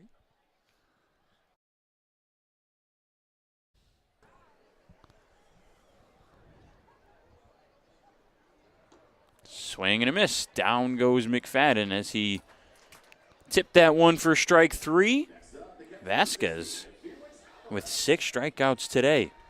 That seems to be more the approach that these pitchers are taking against Dakota McFadden the last couple weeks. I feel like last week or the week before is when we first noticed it, but the slider, the curveball away, tucked out of the reach, kind of that looping swing out in front of it. Pitchers making adjustments as well. Slider called strike at 81, bottom of the zone. Loda's going to head out there. I think you really got to, step back sometimes for a guy like Vasquez. Obviously, he does have a history of throwing, when he was younger. Didn't do it much in college. Kind of abandoned it after his freshman year. But this is a guy who's still learning how to pitch at this level and just trying to get the fundamentals of pitching back. But the stuff is there. I think that's why, maybe you forget about that. Like, the stuff is there. And we've seen it ever since spring training. The velocity is even upticked as the year has gone on. A guy that Mitch Aker knew pretty well and wanted to give him a shot, knowing how good his arm can be. 1-1 hard on the ground. Foul. Yeah, if you didn't know the story of Vasquez, the numbers wouldn't do anything for you. An ERA just below 8 in 20 innings of work. The 5 walks to 17 strikeouts is pretty good, but opponents batting .322 against him, .348 for the righties. But yeah, you take into account that he's still learning the ropes of this and doing it at the professional level. It's impressive, the stuff that he has. I really like that sinker that he's got. And even through all of that, I feel like with someone with as much contact that he gives up, you would think the long ball would be an issue, but just 1 home run given up for him this year. Skied pop-up, first base side. Brown is there, and he'll make the grab. Stubbs will wait at second. Yeah, Mitch and Rafi both from the same area, Annandale, Virginia. Mitch was graduating high school before he went to high school, but they went to rival high schools. It's kind of funny to see how some of those things work out. We've seen it so many times here in pro ball. Yeah, I played against him in college, or I played with him in college, or I played with him in high school. Lined out to right, and an easy grab there. So after the leadoff single from Stubbs, Vasquez retires the next 3. It's still 2-0 as we head to the 5th.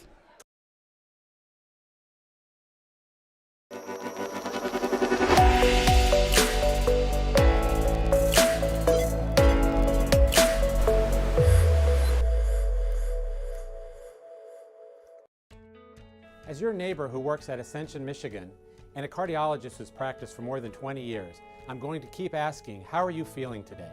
Your care can't wait. Getting care sooner can mean catching things before they get worse. At Ascension, Michigan, our ERs and our hospitals and other sites of care are maintaining strict precautions for your safety. Studies have shown that people will get care sooner if they're encouraged by their doctors, family, and friends. Get the care you need at getascensionmichigancare.com. Get great seats, safer, simpler, and smarter with TicketSmarter. Choose great seats from over 125,000 live events, all backed with a TicketSmarter 100% ticket guarantee. Get your tickets smarter at ticketsmarter.com. It's 2-0 Mammoths here in the 5th. Austin Shea's got to go against the top of the order. 1, 2, 3, Thomas, Brown, and Emmett, and that hasn't gone well for him in the first 2. Tanner Thomas is 2 for 2 today. Elijah Brown walked and scored in the first. Thomas has seen 2 pitches today, and he's 2 for 2. Both first pitch singles. The last one very sharp as well. Good insight.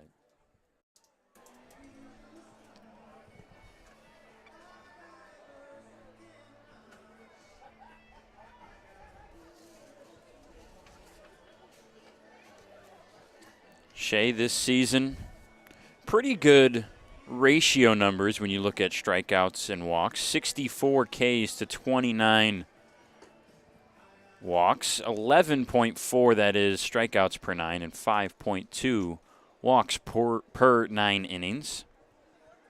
He's been better against lefties. They're hitting just 189 against him. Another one of those guys. I feel like we've been a broken record in the last 3 weeks talking about that, but it's interesting, and maybe it's just a case of that stat maybe fading a bit. I mean, there's so many numbers that go in the game here today. Make decisions for executives and. So Tanner Thomas watches a pitch go by, and it's outside for a ball as he checks his swing. Maybe that number, that 186 against lefties for Shea, well, not maybe, it certainly will change after today. We'll see if it goes up or down. Thomas, the lefty, is 2 for 2. Foul back. Brown walked and struck out. So for averages, those don't balance out, but in real life they do. Emmett, another lefty. 3 lefties at the top of the order today for the Mammoths. This is a team who has not shied away from lefty bats this season, but just hasn't had as many as some of the other teams that we've seen that maybe perhaps take a focus more on the lefty bats than the Mammoths. It's interesting. They played Tanner Thomas very deep in right field. Woodfield just a couple steps in front of the warning track. He really doesn't hit it out there a lot. I mean, some singles, but he's more of a center field, left field type of guy. Fouls that one back on the 1-2. The slurve.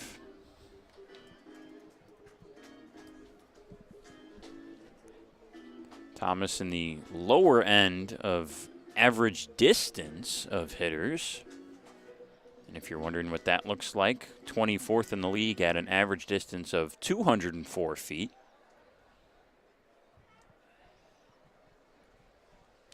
Hard hit and exit velocity numbers also concur with you, Jeremy. Middle of the pack.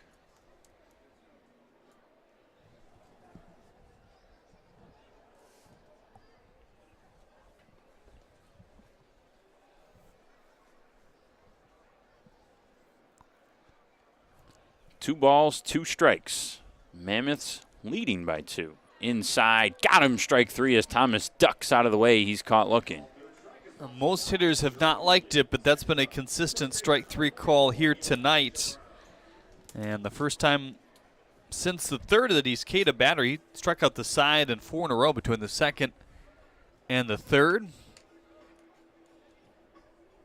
Now Brown with his 3rd chance here tonight.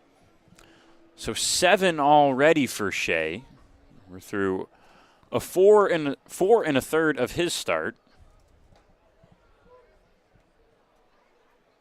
His I-8 so far this year. We talked about it earlier. Not necessarily your highest of volume strikeout guy, but he'll get his fair share of punchers. This one's out to center field. Coming in Castillo, and he'll just let that one drop. 1 out single for Elijah Brown. His first base hit today in 3 appearances.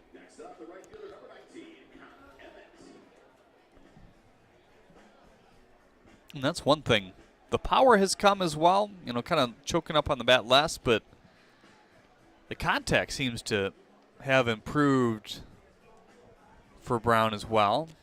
Just saying something for a guy who's had good contact all season long. We've talked about it, hasn't quite always panned out for him. And Emmett looks at a strike. He doesn't like that call. That one's outside on the other half of the plate. I guess maybe the better word is the right contact, the right placement. Yeah.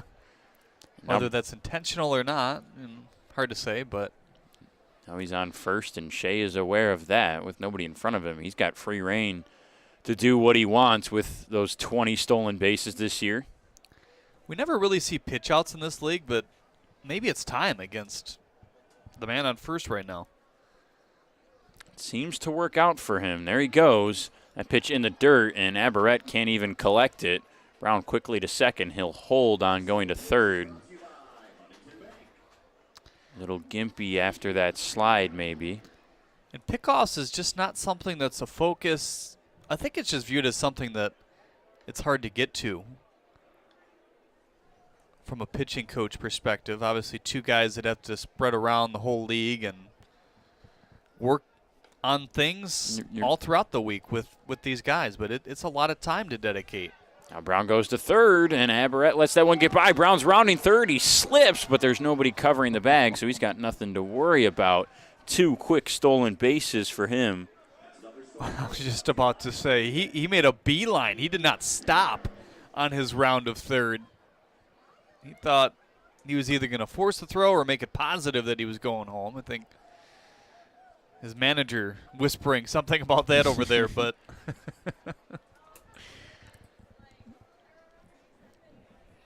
So now it's 2 balls and only 1 strike on Connor Emmett.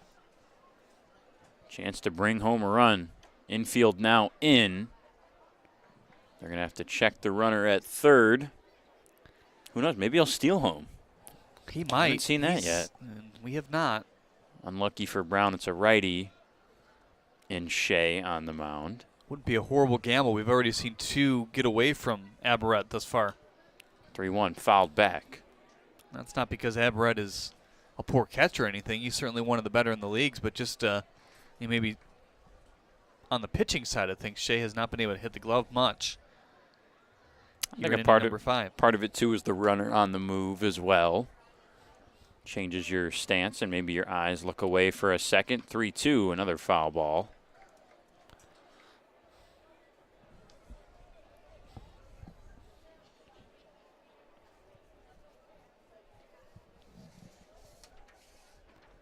There is some action down in that Beavers pen. They were stretching last inning. Now, not sure there's any throwing going on, but they look close to that.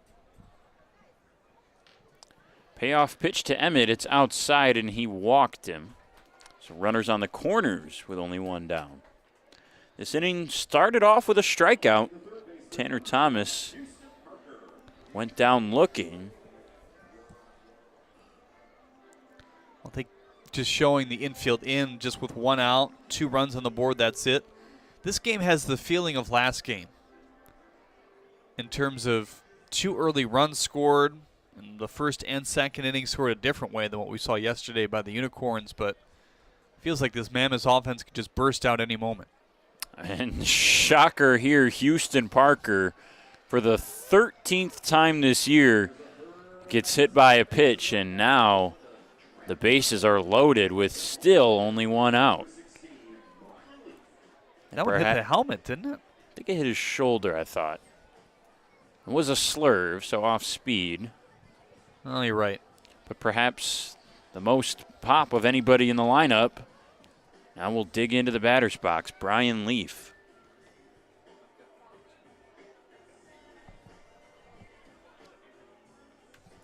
No, I thought it was 12, and now 13. So correction, that's 14 times Houston Parker's been hit by a pitch this year. Leaf fouls the first one back, fastball at 89. It's really 15, though, right? Because yeah, the one that was called for a strike and strike 3. He's an umpire back in June, I believe, said he had his elbow in the strike zone when he got hit. Leaf hitting 203. Fouls that one back. 4 home runs, 9 RBIs on the year for him.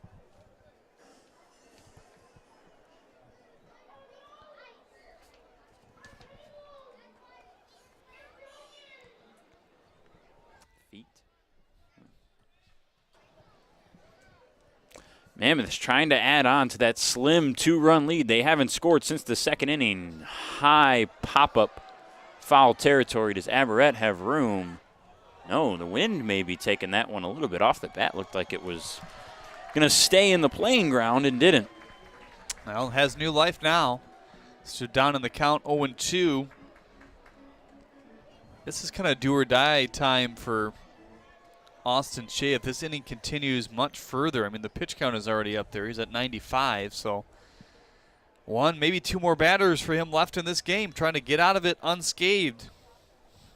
Keep his team in this game right now. 2 balls and 2 strikes. Swing and a miss. Down swinging goes Leaf for the second out. A big one for Austin Shea. That's one way to do it, huh?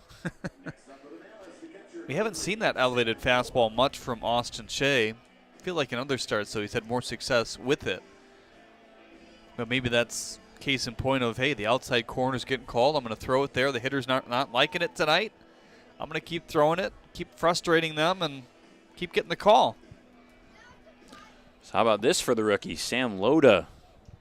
Chance to get some insurance for his first professional team.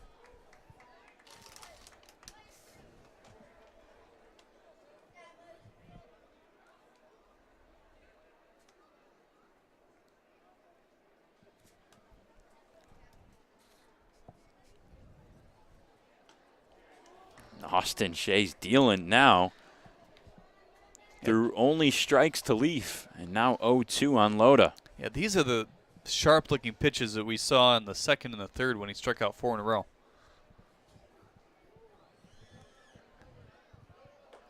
Outside for ball 1. The inning started with a leadoff strikeout looking to Tanner Thomas.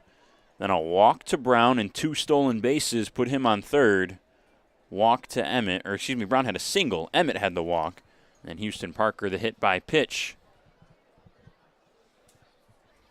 And they're jammed. This one's out to left field. It's going to drop for a base hit. 1 run scores in Brown. Being waved around is Emmett. He's got to get down. He's going to be out by a mile.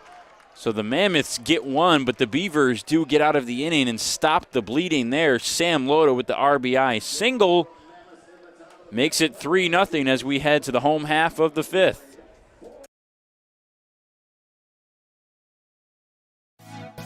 Dunham Sports is a proud partner of the USPBL. Big names, low prices, delivering value since 1937. At Fifth Third Bank, we're working hard to make banking a Fifth Third better, which means we put 166.7% into everything we do. I think you can only give 110%.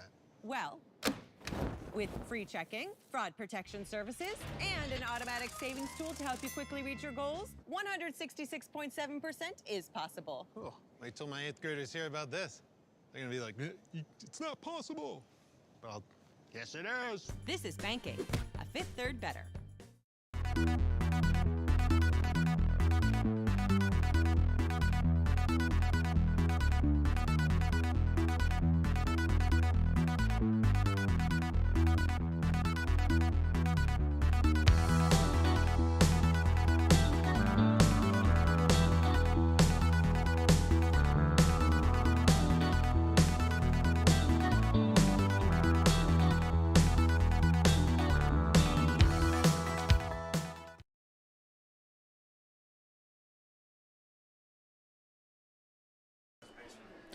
So now with an extra insurance run, Rafi Vasquez stays out there for the 5th.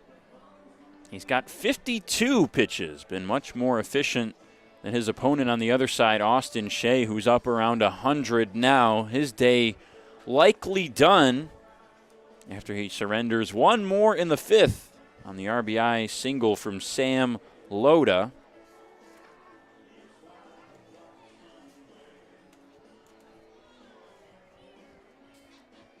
For Sam, that's his first professional hit and RBI. He did walk his first 2 appearances and scored a run back in the 2nd. Due up for the Beavers here in the 5th, Cameron Collette, Ryan Sullivan, and Eric Ramirez. Collette's 0 for 1 with a strikeout. That came back in the 2nd inning on just 4 pitches from Vasquez. Sinker has been working tonight.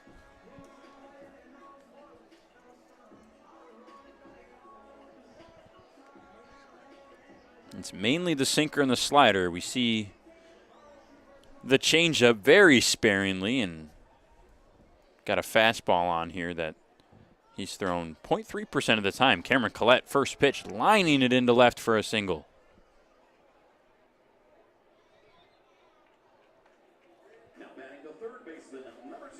So the Beavers needing some runs. Can never count this lineup out. They get the first base runner on. That's the first time today the leadoff man has gotten on for the Beavers.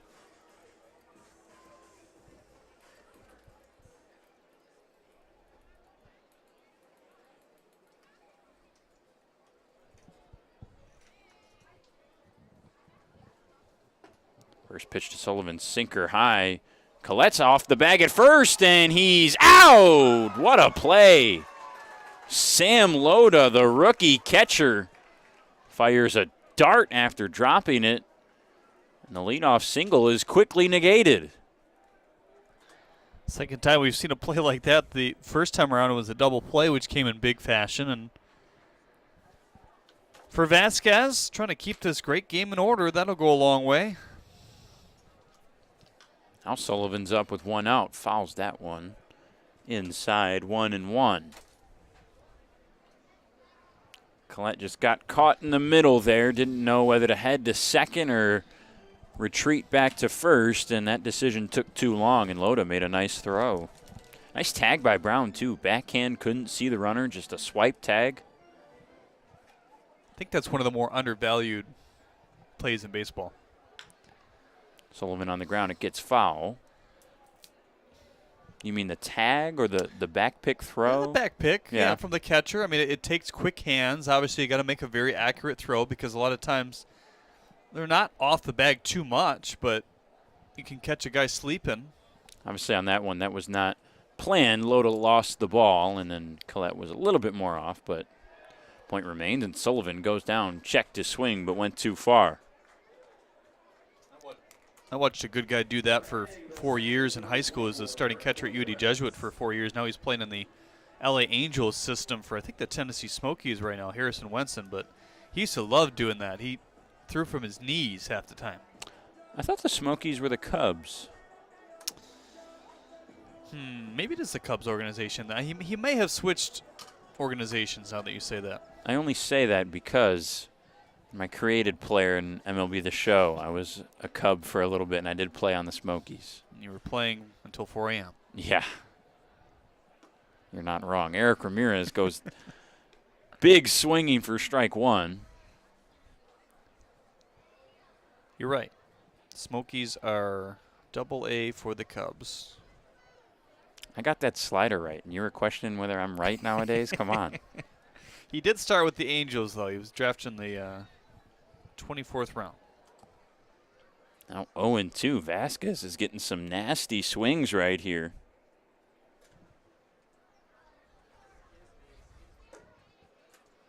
Just outside. That's a pitch that's been pretty close all night.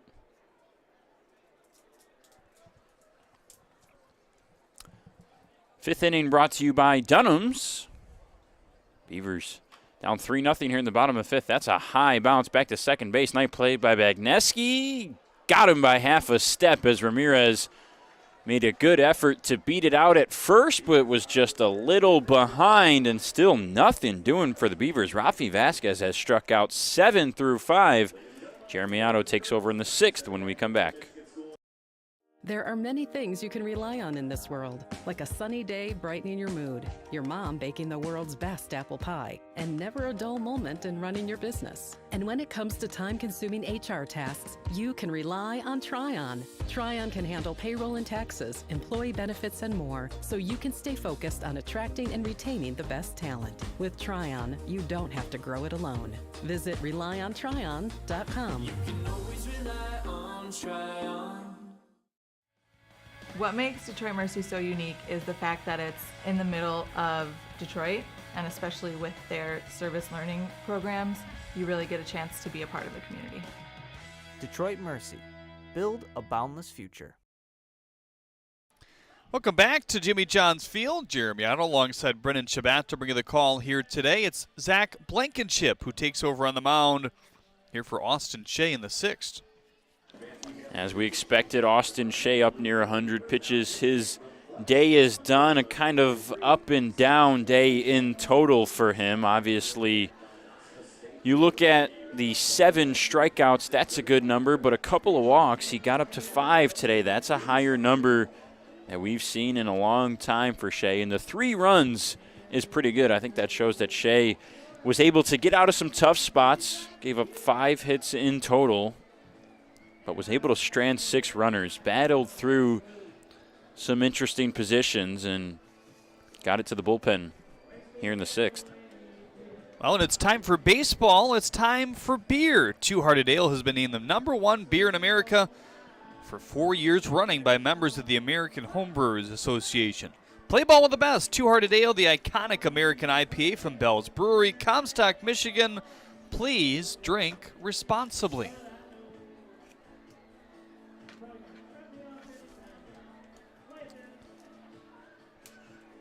I wouldn't be surprised to see Rafi Vasquez go another inning after what he did. Maybe two, depending on what the Mammoths want to do here today. 52 pitches before that inning, and then despite the single, faces the minimum as well. Yeah, I think they want to test him. I think they should. I think we need to learn what Rafi Vasquez is about. Stretch him out. He's done well through 5. Can he go 6 or 7 and kind of keep it up? You've got the lead. You can be aggressive. Make him attack hitters.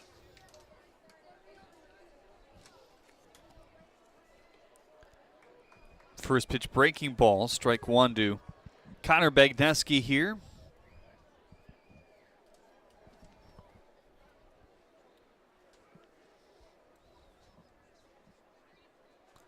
Now the 0-1.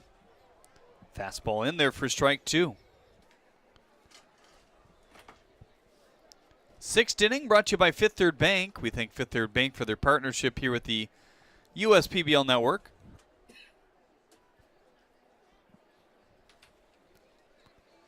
The 0-2 carved him up.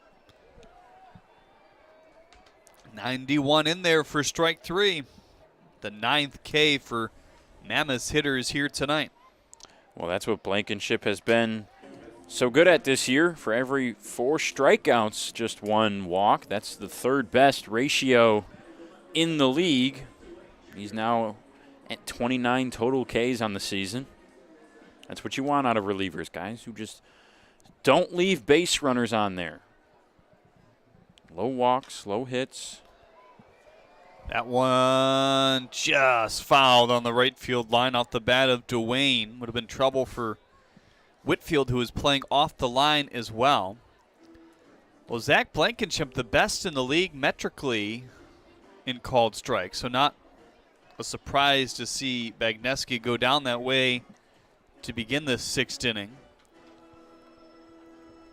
More average on swings and misses, but you can pile up the strikeouts that way if you're the best in the league, no doubt. This one floats over our heads and foul. I think we go back to that key word from earlier, projectability. You look at a guy who's in the top 3 in every swing and strike category in the league as far as strike percent or swing percent or called strike percent. The contact is middle of the pack. That's where you go after you look at the swing. See, okay, is he getting misses too? It's not quite the same level for Zach, but you think about how that projects. Hey, if we get this guy to tick up the velocity a little bit, maybe tick up the RPMs, get a little bit more break, a little bit more movement on those pitches, those soft contact hits are going to turn into swings and misses and outs. Now the 0-2. Curveball in there for strike 3. Back-to-back Ks. That's now 10 for the Mammoths tonight. You add in the fact that Blankenship's just a really good dude, a really fun guy to be around and talk to. We did that pregame interview with him. I believe it was on Sunday. Yep. And he's been a guy. He's a guy who's been here since the start of the year, and a great attitude in that locker room through the ups and downs of this season. A good leader and a reliable arm out of the bullpen. Sunday, not tonight. First pitch to Morales, fastball high. We talked about it before, but he has changed his arsenal a bit. Still throwing that 4-seam fastball, which he throws the most out of any of his pitches. Has ditched the splitter. Just thought that was putting a little bit too much tension on the arm. Slider has become a curveball and has the changeup as well all the way around. 1-0 in for strike 1. And it's mainly fastball, curveball. The changeup, he said, is a keep-you-honest pitch for some of the hitters, keep them a little bit off balance. He's not going to use it to get outs. Maybe when he feels he's using one or the other too much, the fastball or the curveball. Okay, I'll throw the changeup this time. I think the interesting thing to me, that I thought was cool for Zach, had to be a cool thing, was that he was working on this change, switching the slider over to the curveball, getting more depth on the slider and keeping the velocity. So he said, I'll throw a curveball, and it came out at the same rate. And then he used it against the best hitter in the league, Ari Sakopoulos, unbeknownst to us. And he told us after he made that change, Ari went up to him after that game and said, hey, what did you do to your slider? And when that guy comes up and says that to you, you know you're doing something right. And a lot of guys wouldn't necessarily have the confidence to throw it to somebody like Ari, let alone in a game when you haven't done it before. And I remember that at bat, too. Blankenship attacked Sakopoulos with some fastballs. We haven't seen that. He's a guy who you shy away from the heater with because he's been terrorizing it all year long. But he started him off with some fastballs early, then worked back to the off speed and was able to get a strikeout in that at bat. 3-2 Aberrett and company were hoping Blankenship had struck it out the side, and that would have been all backwards Ks. He still can do it here. Now the 3-2 hit him. Man, Morales, the hit by pitch magnet, taken after his infield partner, Houston Parker.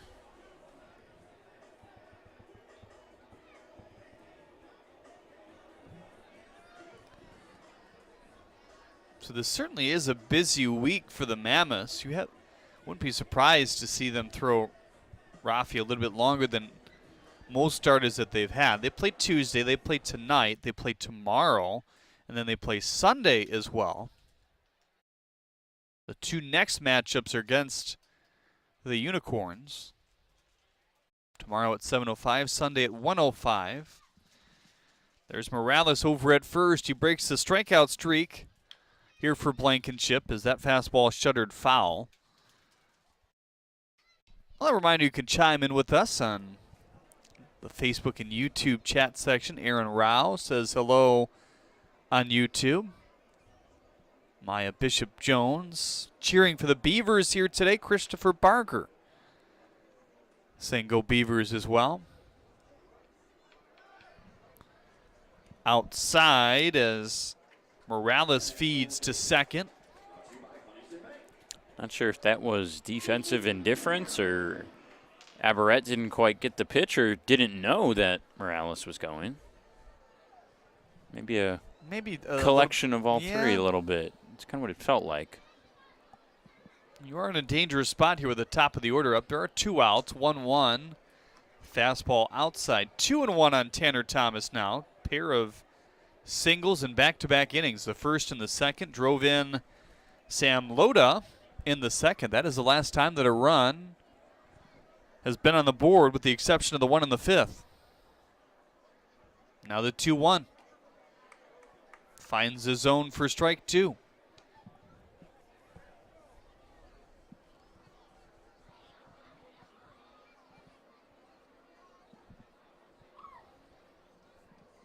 So once again, Blankenship 1 strike away from getting out of this inning. There is no action in the Mammoths pen as you'd expect right now, so Vasquez will get the next inning at least. Big pitch here with a runner on second. 2-2. Pounded on the ground to Ramirez. Easy play over to first. That's a pretty easy inning for Zach Blankenship. He nibbled a bit to Mitch Morales, hit him in the end on the shoot tops. And the Mammoths still hold it 3-0 as we go to the bottom of the sixth after this. Every summer, my family loves to have a neighborhood movie night in our backyard. And with my Chevy Blazer, I can head out and get everything we need for a great night. It has plenty of room for picking up friends, and the available hands-free liftgate is perfect for loading unhandy supplies. You know, it may be movie night, but my Blazer is the main attraction wherever I go. Lease a 2022 Blazer 2LT for just $239 a month for 24 months. Put it in D and see why Chevy drives the Motor City. Make your move with a quick and easy mortgage from Genesis Credit Union. We have mortgages to fit your life. Genesis Credit Union. Visit us today.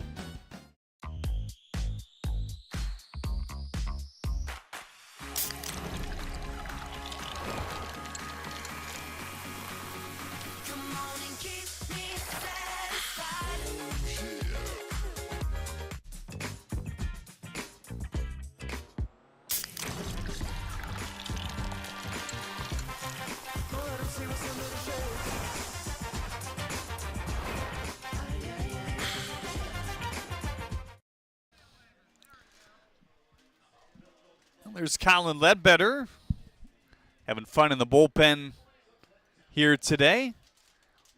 Reliever, the starter. I think he thought he was on the video board. That wasn't the case, though.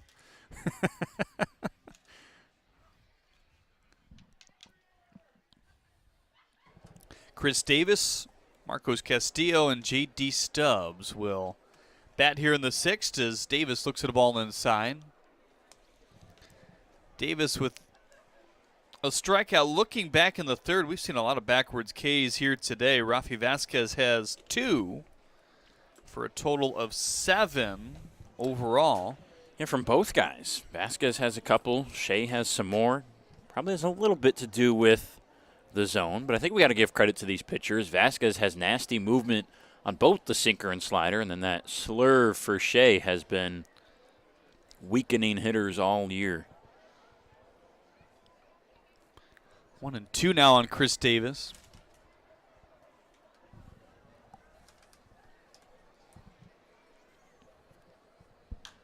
Popped him up. Loda, Parker, Bagneski. It's Parker who makes the catch.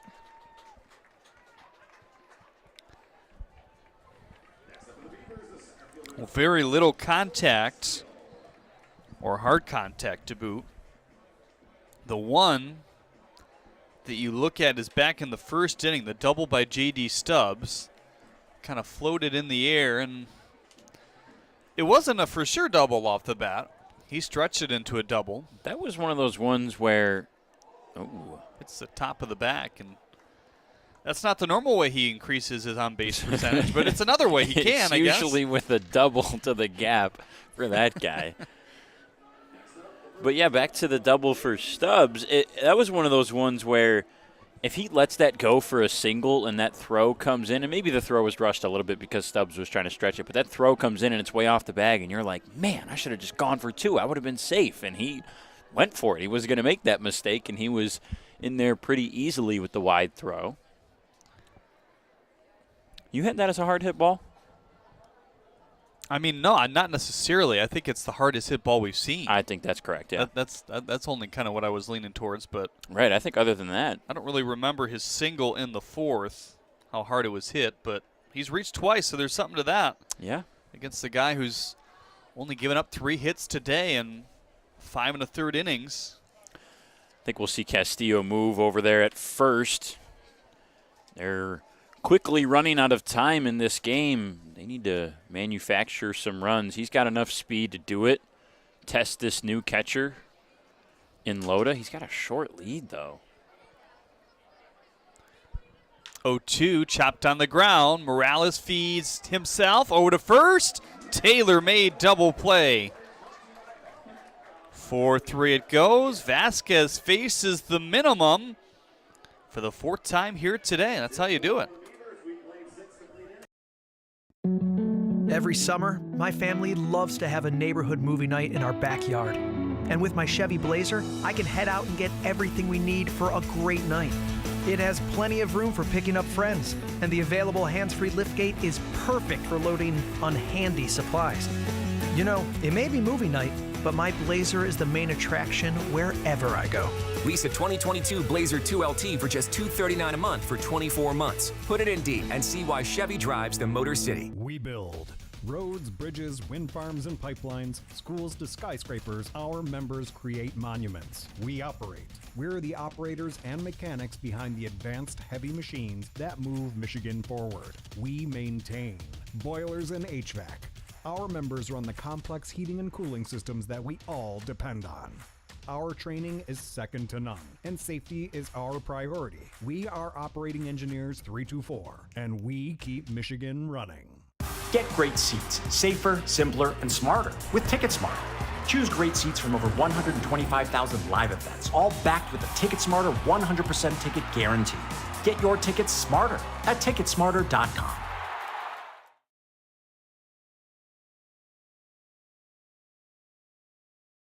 Zach Blankenship still on the mound here for the Beavers in the 7th. Kind of snappy 6th inning of work, throwing just 8 pitches.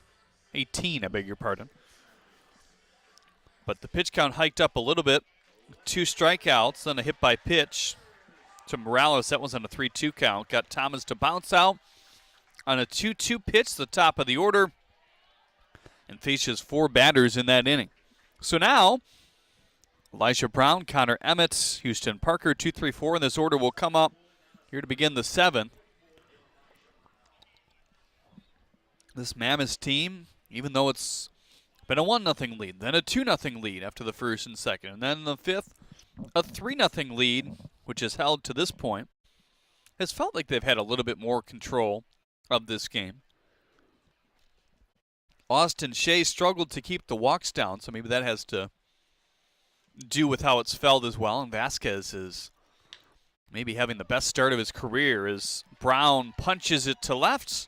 Just what he does. Back-to-back singles for him to go with a walk in the first. And speedy number 44 is on once again. What a night for baseball. It's turned out to be 74 degrees at game time. It's cooled down to 68. Don't be alarmed. Just a slight wind at 9 miles an hour. Humidity at 43%, but you can't really feel it like it's been. We had just some weeks in a row kind of matching what the month is here in Michigan, where it was just muggy as can be.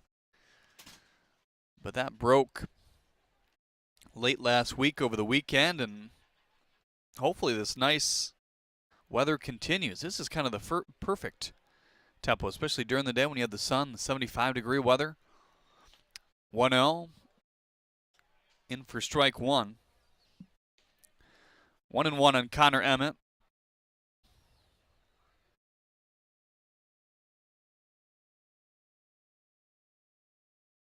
I was having a conversation with Brian Leaf earlier just about ball fields in other parts of the country. I brought up, hey, I toured Dodger Stadium 3 years ago to Brian, and, one of the bigger takeaways, I don't know why, but it just was, maybe because I'm a media nerd, but no windows in the press box. The radio and TV booths have kind of those garage doors that you can kind of shimmy up. But that's it. The writer side of the press box is open all year round.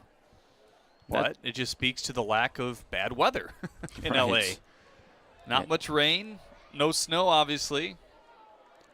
Have that luxury. We have those, oddly enough, garage doors up at Michigan State. Yeah. During the baseball season there. It does have some bad weather sometimes. We've ran into a little bit of snow and obviously some rain. I've called a few games in the softball press box.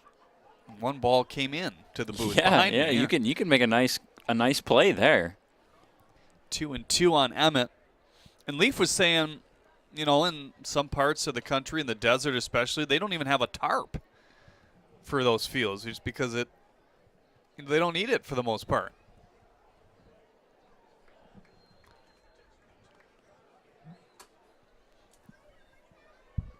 Two on the ground, fouled on the first baseline.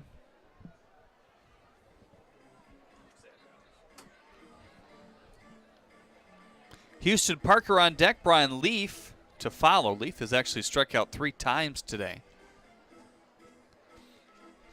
But it kind of brings you some context when you're kind of stuck in your own Midwest bubble sometimes. Yeah. Especially in a league like this who doesn't travel. The only games are here, so this is the only thing you know.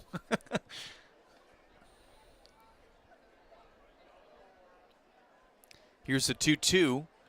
In the hands and popped up foul. I was speaking with Malik Bolin and Bo Atkins the other day, Bo from Illinois and Malik from Texas, about the cold weather months, and was joking with Malik about how down there in Texas they get any little bit of snow and they get school off because they're just so ill-equipped to prepare for it because they don't really have to that much. It's usually 2 or 3 inches total over the winter, if that, Yeah, we were talking with Malik the other day as well. He was speaking about how his buddy was pitching in the AA system for the Dodgers, kind of staying on the Dodgers train as well. Yeah. And they have a pitch count, which is only like 40 to 50 pitches for every arm starter in that system. Yeah. Here's a 2-2 on the ground up the middle. Wow, nearly snared by Ramirez, couldn't get it. Brown flying, sliding, he's there, he's going again. Sullivan picks it up, darts to first, slides away, safe! Speed kills in the 7th.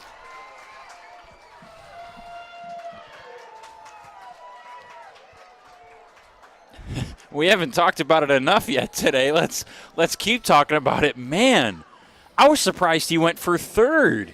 And then Castillo took a little bit of an extra beat. That throw was wild. And then I thought there's no way he goes home. And he did, and it worked. Fun to watch, isn't it? Yeah, it really is. You're like, there's no way he gets there. Sullivan's got the ball. He's 10 feet off the bag. And, man, those legs just keep chugging. He's there easily. Little excuse me floater. Blankenship drifts off the mound, throws to first. That for the first out. Emmett to second.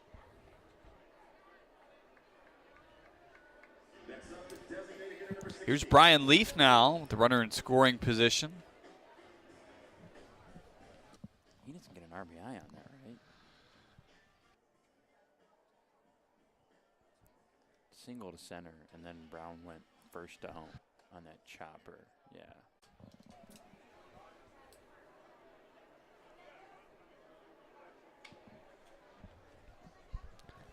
First pitch to Leaf. Curveball wipes out on his hands. Struck out looking in the first, swinging in the third, swinging in the fifth as well.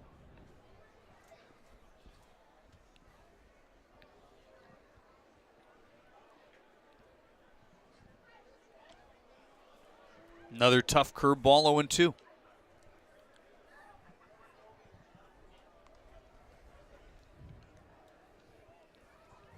Leaf has struck out 25 times now to just 2 walks. Blankenship looking to make it 26. Checks the runner. He's not moving. Here's the 0-2.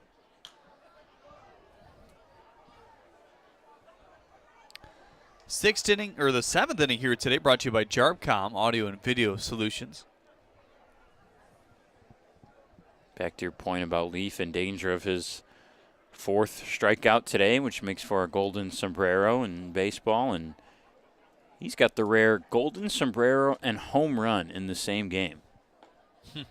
Yeah, that was that his first home run? His first home run of the year. He cranked one over the Chevy Pavilion and left in his first at bat, and then the subsequent 4 were all strikeouts, so 1 for 5 on the day with a home run and 4 Ks.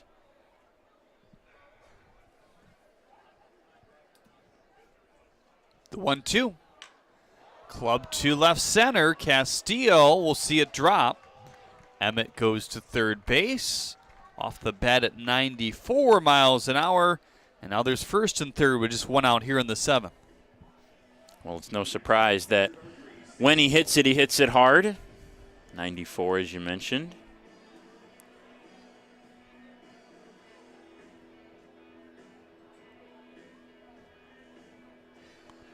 Blankenship is slightly above average in inducing ground balls. He would love one here.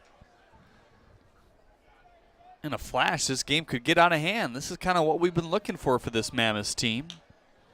Well, it already came up big in a tough spot already. And one favored on the third base line. Emmett will score. Leaf to third. Dug out of the corner by Davis. And now second and third. 5-zip Mammoths. How about the newcomer, Sam Loda? Reaching in all 4. First pro hit and RBI, his last at bat in the 5th. And again here in the 7th. Now Connor Bagneski has a shot. 6 hits on the board for the Mammoths all of a sudden. A game that has lingered a bit longer. Not sure we'll get through 9 here today at this pace. So all these runs even more crippling for the Beavers considering the amount of outs they could have left. Bagneski looks at strike 1.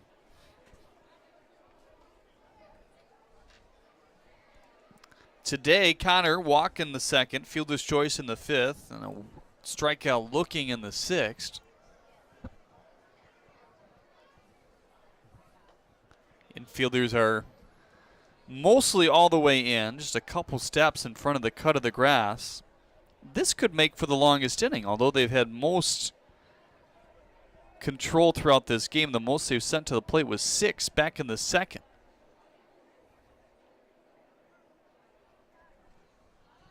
Here's the 0-2. Strike 3 called, 90-mile-an-hour fastball on the corner. That's one thing the Mammoths have struggled with today is Ks.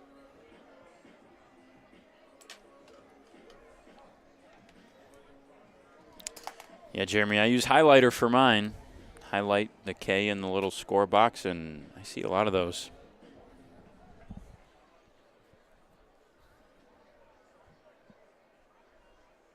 Here's Buddy Dwayne now.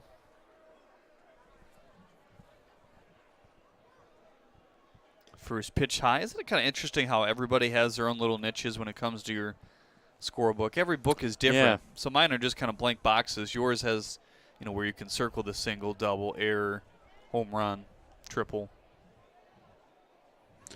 And not only that, within each book, but how you record each book.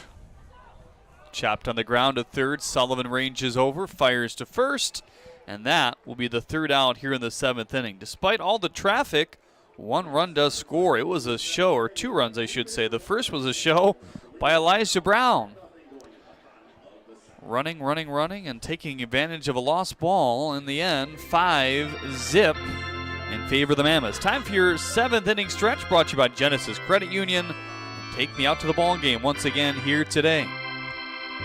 Take me out to the ball game. Take me out with the crowd. Buy me some peanuts and Cracker Jack. I don't care if I never get back, for it's root for the home team. If they don't win, it's a shame, for it's 1, 2, 3 strikes, you're out at the old ball game. 7th inning stretch brought to you by Genesis Credit Union on the US PBL Network. As your neighbor who works at Ascension, Michigan, and a cardiologist who's practiced for more than 20 years, I'm going to keep asking, how are you feeling today? Your care can't wait. Getting care sooner can mean catching things before they get worse. At Ascension, Michigan, our ERs and our hospitals and other sites of care are maintaining strict precautions for your safety. Studies have shown that people will get care sooner if they're encouraged by their doctors, family, and friends. Get the care you need at getascensionmichigancare.com. First State Bank is a locally owned and operated business. We're part of your community. At fsbcares.com, you'll find ways that we're making a difference by featuring locally owned and operated businesses, providing access to helpful financial resources, and engaging with community. FSBcares.com is part of our commitment to the neighborhood, because strong neighbors mean stronger communities. Where good neighbors do great things. Member FDIC and Equal Housing Lender.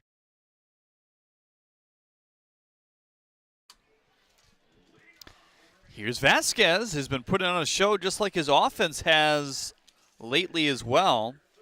It was a productive inning in the 7th. 2 runs scored. It was the 2 leadoff singles. Sam Loda. Have a day, Sam Loda. Walk, single, double, 2 RBIs. Get a Loda, the rookie. Zing. Wow. Add that one up there. Dakota McFadden will lead it off here in the 7th. 3-4-5. First pitch in for strike 1. So is it kind of one and done with that one? Or are you going to try to bring that back? Or Hey, if he keeps playing well, then we might have to keep it around. Slider away. Well, his sinker and slider have worked very well in tandem here today. Have been very sharp. Fastball velocity has been good as well. Just a lot of things that have added up. Quick innings, strikeouts. He's got 7 today. The thing about a sinker and slider is that they can look so similar for very long, and perhaps longer than your regular combination of fastball slider or fastball changeup. Because the break is so similar, it's this it almost looks like the ball rises for a second and then drops back down. With both pitches, that it takes a little bit longer to identify which is which, and that often means you're late on the sinker.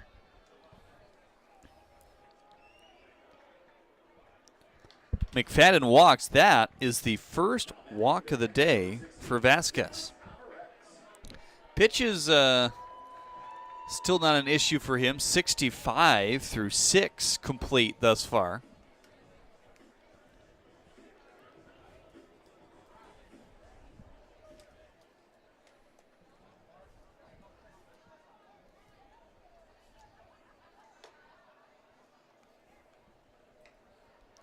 Aberrett looks at a ball high.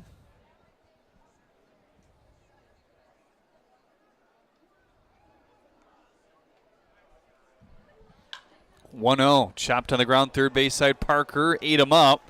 McFadden goes first to third, maybe more. Dwayne has trouble. McFadden rumbling around, heading home. Bingo! He scores. 5-1. The Beavers are on the board. He was hustling from the jump off of first base, and it paid off for Dakota. We talked about it a little bit before. Not known for his speed, but he can turn on the Jets when necessary. And finally, the Beavers get on the board. So a little bit of a bad taste in the mouth of Vasquez to begin the 7th inning.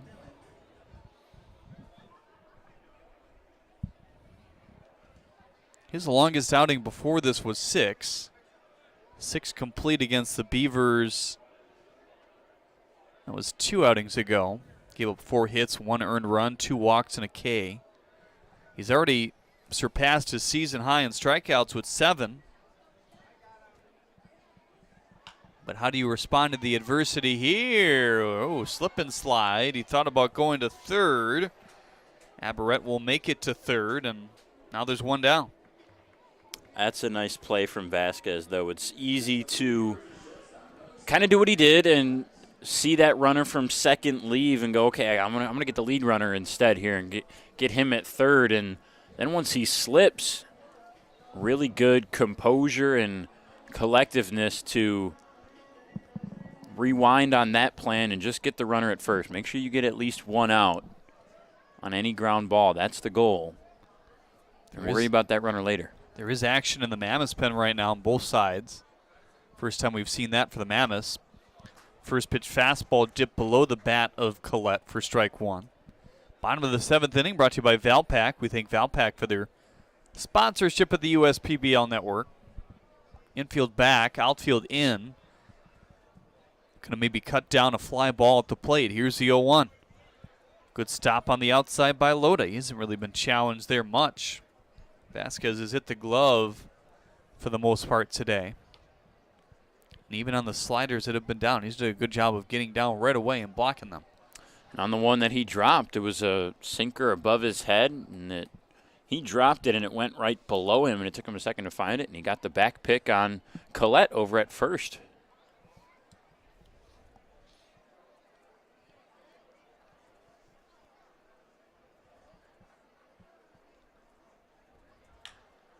Looped on the ground. Vasquez reaches out again. There's a lot to a pitcher fielding his position well. That saved a run. Certainly did. Checking over on the runner as well. Not slipping that time, too. I'm sure it might have been in the back of his mind. Yeah, but that's an athletic play. And this might be the difference between 2 runs scoring and the game being 5-2 and the game staying 5-1. If he can retire Ryan Sullivan here. 7 through 9, which Sullivan starts, they're 0 for 6 so far with a couple or 3 Ks. Slider away. Now the question is, if he gets out of this inning, would you ponder still sending out him there for the 8th? Probably not. I think you'd think about it. You'd have to confer with him and see what he thinks. It's likely that the bullpen comes out. A game tomorrow, a game on Sunday. They played Tuesday. A little bit more than your typical USPBL week. You know, sometimes the games will pile up like that when you play a doubleheader and a non-public earlier in the week as well.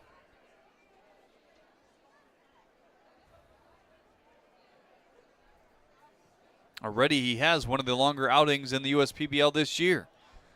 Sinker dips below, 1-2. We've seen that twice for swings and misses here in the 7th off Vasquez. You can see the big deep breath here, realizing the importance of this pitch right here. Would love to bury Sullivan and keep that runner on third. Off the end of the bat and foul.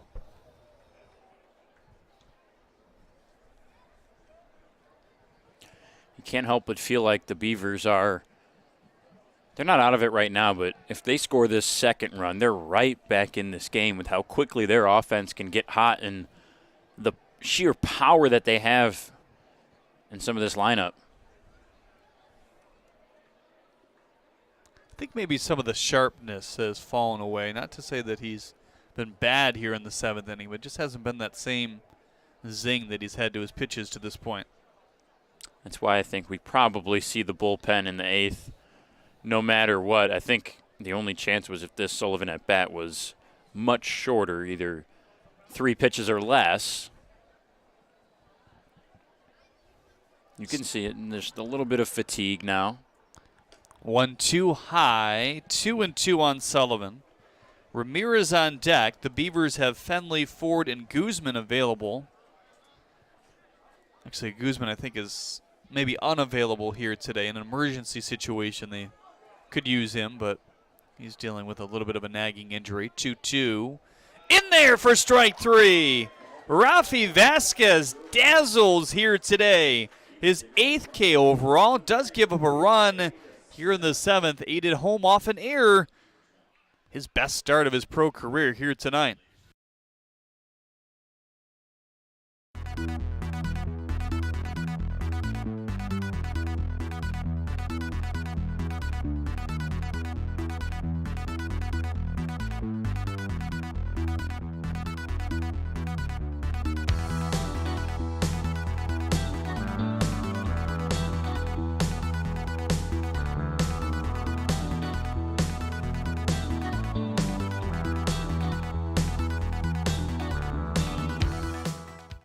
Why are all these business owners smiling?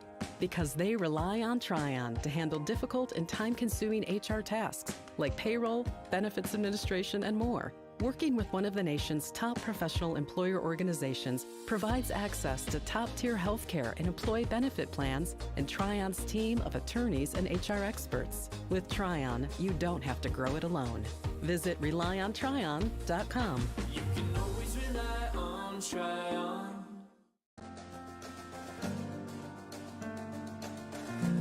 We joined Green Path and instantly felt a support around us. They developed a plan on paper, and this is how we're going to do it. The plan that they gave me was something that was sustainable. It was something I could do. It was actually lowering my payments monthly by hundreds of dollars. Choosing Green Path is a no-brainer.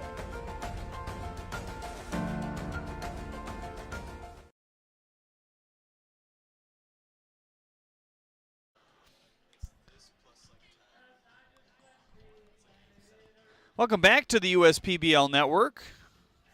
Jeremy Otto alongside Brennan Shabath to bring you the call here today.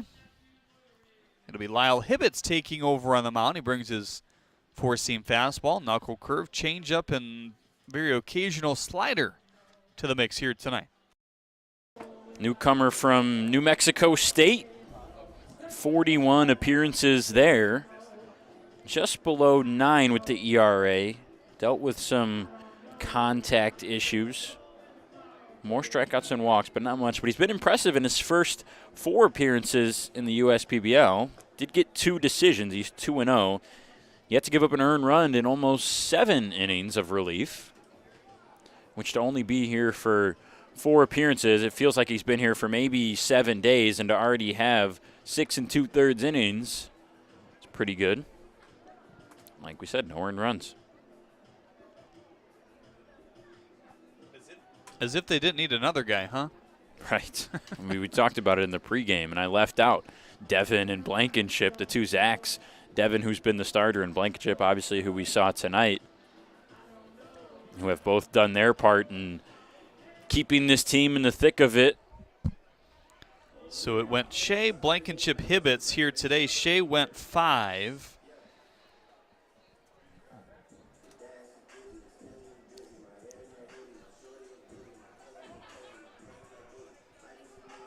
Eight strikeouts for Shea, despite giving up the 3 runs. 2 more from Blankenship in the 7th. That's why we sit 5-1 currently. Could have been worse. The Beavers were rallying in the last half. That one shot down the line, fair. Sullivan ranging out, can't get it. Now to second base goes Mitch Morales. Another hard hit ball. And the ball gets away again. We've seen that a lot tonight as well. Morales to third. And he will be there standing up. Or sliding in, I should say. Well, that's just what you cannot do. If you're any fielder for this Beavers team, you're trying to get back in this game. You've been down all night. You can't make a mistake or a hit any worse than it already is. A leadoff extra base hit for Mitch Morales. You're not going to get him at second. You got to just make sure you get the ball in and glove it cleanly. End the play right there. We saw Brown was able to score earlier because of some wild throws.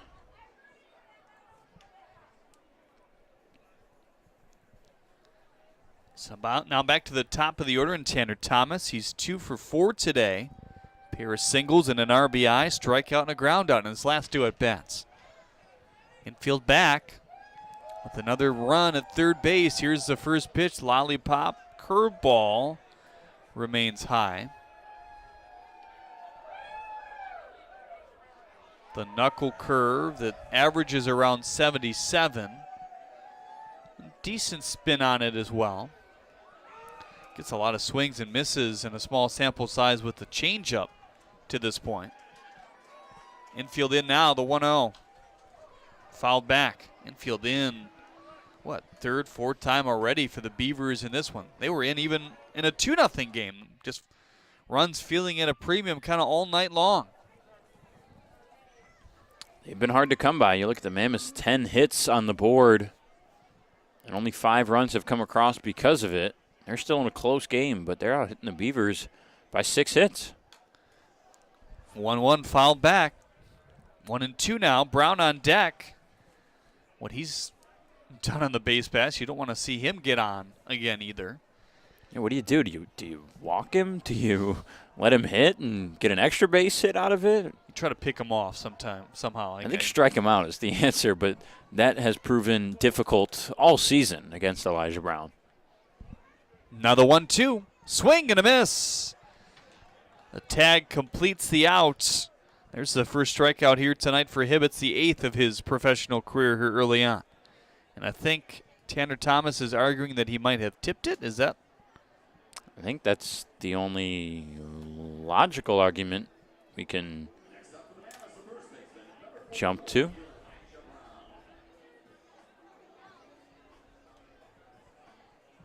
Live, I didn't think he tipped it. Very hard to tell, even from a decent angle. Kind of juggled around below Aberrett, but nothing that you wouldn't see from a ball that hit the ground normally. Right. 1 out. Here's Brown. Try to check his swing. He could not.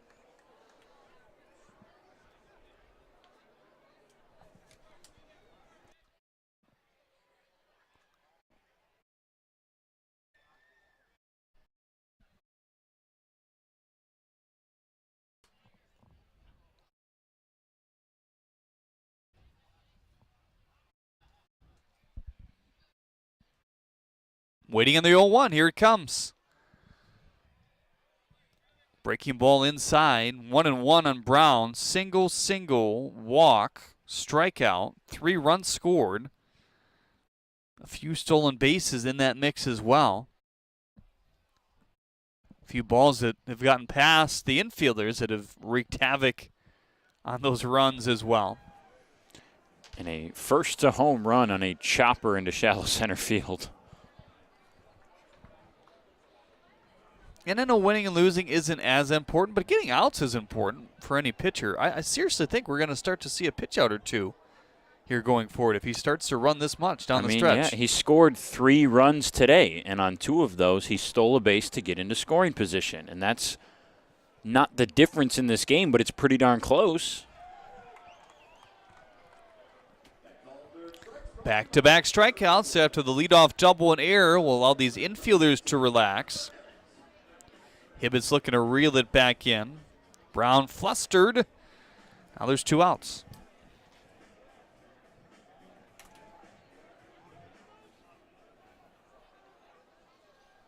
Here's Connor Emmett. He's done his job today as well.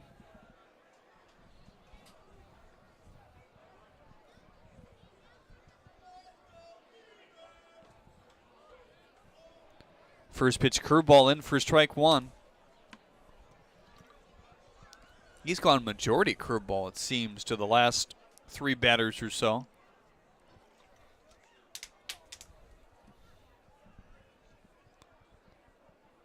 It's a fastball that's reached 92 so far this year. That's 89. Uncomfortable looking swing through there by Emmett.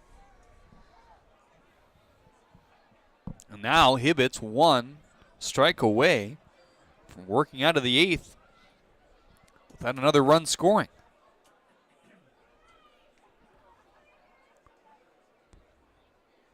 Oh, 2 got him. Sharp looking breaking ball at the end of the strike zone there. Maybe that's a changeup, but whatever it was, he strikes out the side in the 8th. Get great seats, safer, simpler, and smarter with TicketSmarter. Choose great seats from over 125,000 live events, all backed with a TicketSmarter 100% ticket guarantee. Get your tickets smarter at ticketsmarter.com. At Fifth Third Bank, we're working hard to make banking a Fifth Third better. With free checking and fraud protection services, 166.7% is possible. 166.7. This is banking, a Fifth Third better. You hear about the promo that Jimmy's John's got going on? 5 off 20? How they pulling it off? Magic? You got David's Copperfields in there?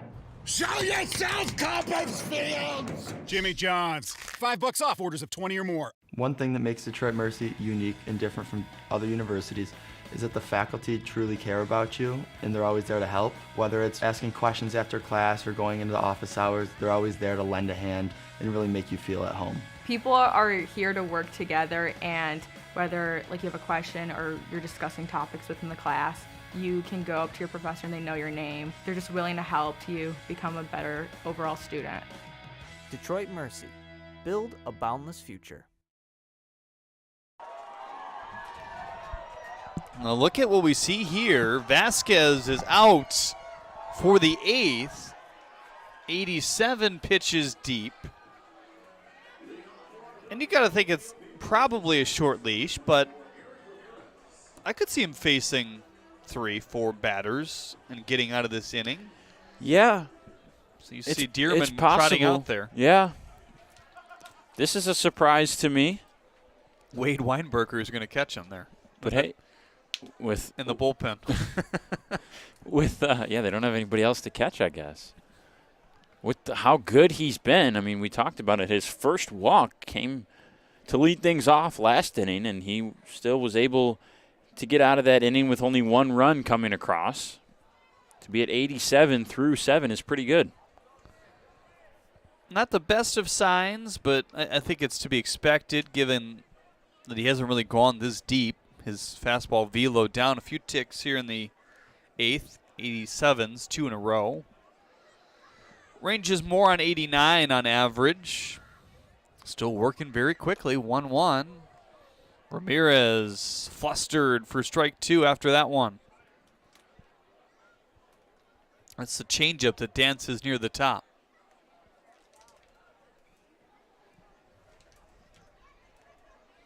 Have we seen a pitcher go 8 yet? I'm checking. We've seen 7. 1-2, shot foul.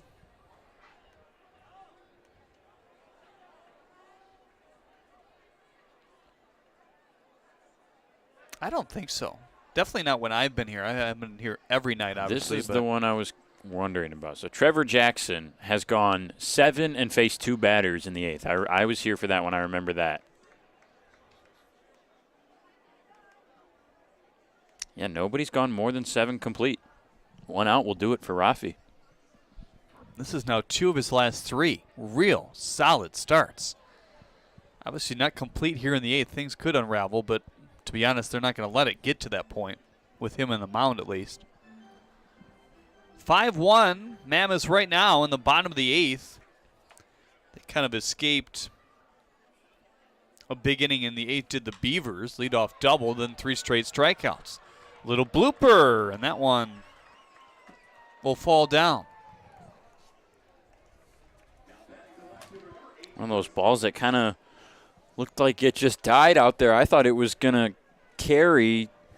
I cannot read that. I thought it was just going to carry out there to center field, and Thomas was going to be able to make the catch on the line, and instead it just hit a wall in shallow center and dropped. Dearman just started to throw. He may have been throwing earlier, though. He will come in as Taylor Delikowski takes the ball. Dearman to face Chris Davis when we get back with a base runner on. We jinxed it.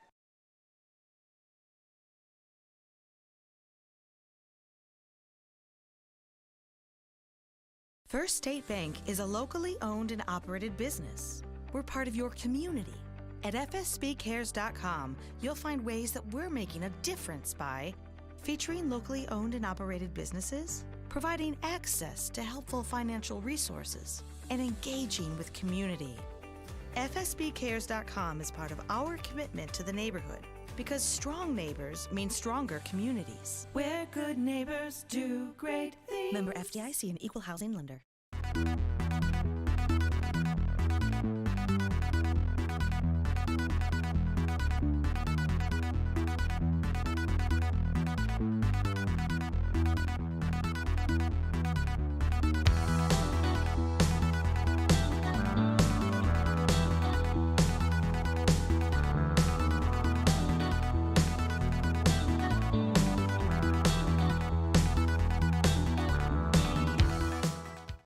Why are all these business owners smiling? Because they rely on Tryon to handle difficult and time-consuming HR tasks like payroll, benefits administration, and more. Working with one of the nation's top professional employer organizations provides access to top-tier healthcare and employee benefit plans and Tryon's team of attorneys and HR experts. With Tryon, you don't have to grow it alone. Visit RelyOnTryon.com. You can always rely on Tryon. So Rafi Vasquez goes 7 complete innings, gives up just 1 run.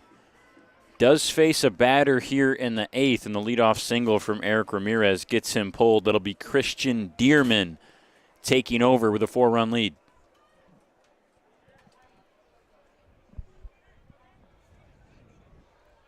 First pitch to Davis, and there for strike 1. Davis, the bottom of the order. Castillo, the top of the order on deck. You thought Vasquez worked quick. Look at Dearman. Savannah Bananas guy, he's just getting up there trying to fire away.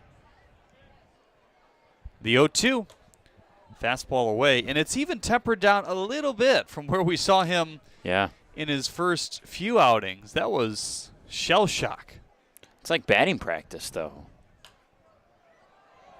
Yeah, you don't really have time to look at the ball. Yeah, you don't get to watch. Unless it's in play, you don't get to watch. Ready? Here we go. Next pitch.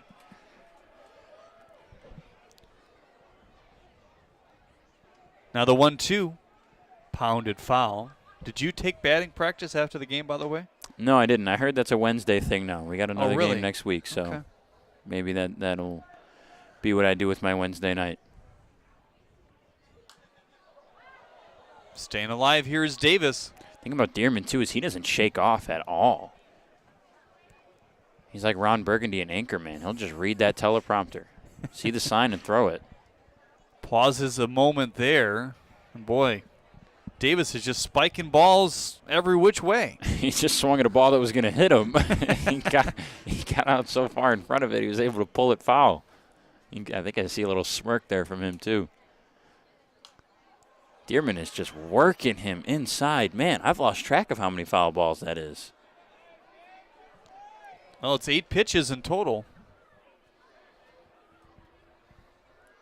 Here's number 9. Line drive to right, a base hits. What a battle. Ramirez to third. And hold on, here in the 8th inning, things could get ugly. What did we say about this Beavers lineup? You cannot count them out. They're going to fight tooth and nail to the end.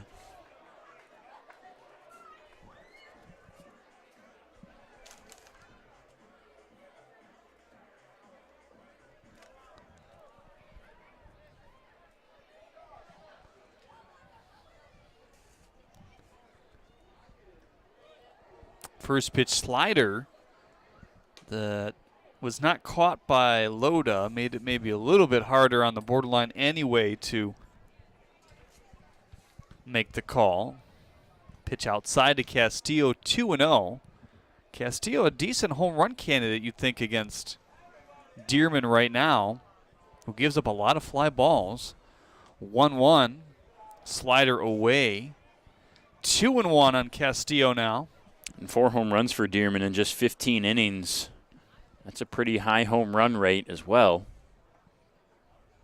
2-1, rifled foul.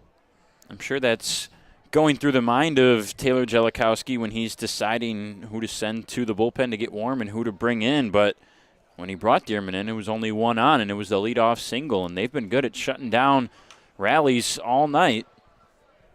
And this is what you don't want to see. We saw Davis battle through 9 pitches and hit a frozen rope out to right for a single. Castillo, a great hitter, is battling here. 2-2 with 2 on. Slider outside. It's kind of interesting because high fly balls, high home runs, but also sees a lot of balls the opposite way. I got to imagine that's because of the tempo as well. Maybe the lower velocity deals with some of that. Missing over the plate. Flustered here as Davis to second, Ramirez to third. Bases juiced for J.D. Stubbs. What a time this would be for his first professional homer, huh? Yeah. Dig that back leg and turn. Launch angle. That's certainly not what Vaughn Joshua's been working on with him. No siree. First pitch, fly ball to center. Thomas. No. Nobody get too excited here. Ramirez will tag and come home. Nonetheless, a big run. It's 5-2. Sac fly will do the job with nobody out. Now you bring up this guy. 1 swing.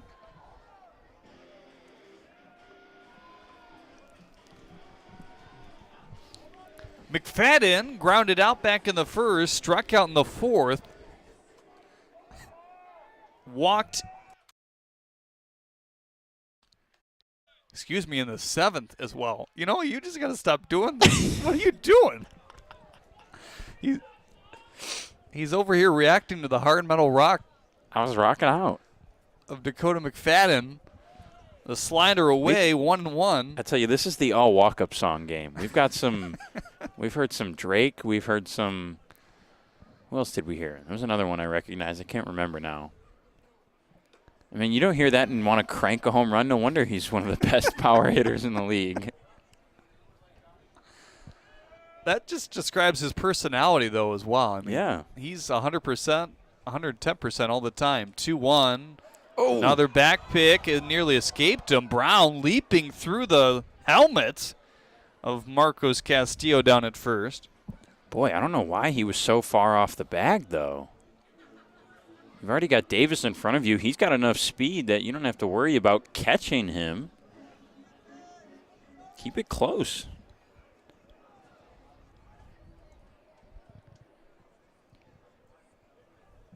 Home run.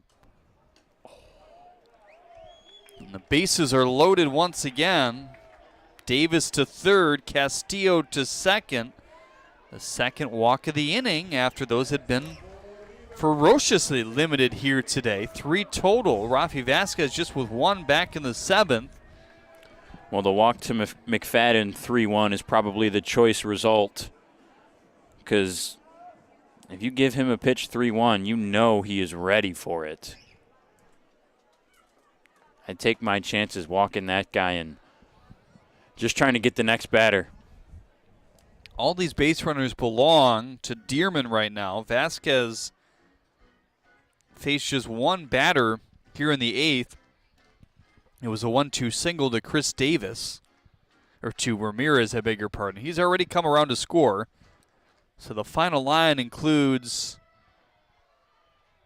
a walk, 2 runs. I believe the first run was unearned, though, because of the ball that kind of escaped Parker at third that allowed McFadden to score. So just 1 earned run here today, and 7 complete. Hoping that the bullpen can bail him out so he still gets the win here tonight. Well, that's one of the things we brought up earlier, is that you want to keep this game close if you're the Beavers, because once you get away from that starter and you do get to the bullpen, anything can happen.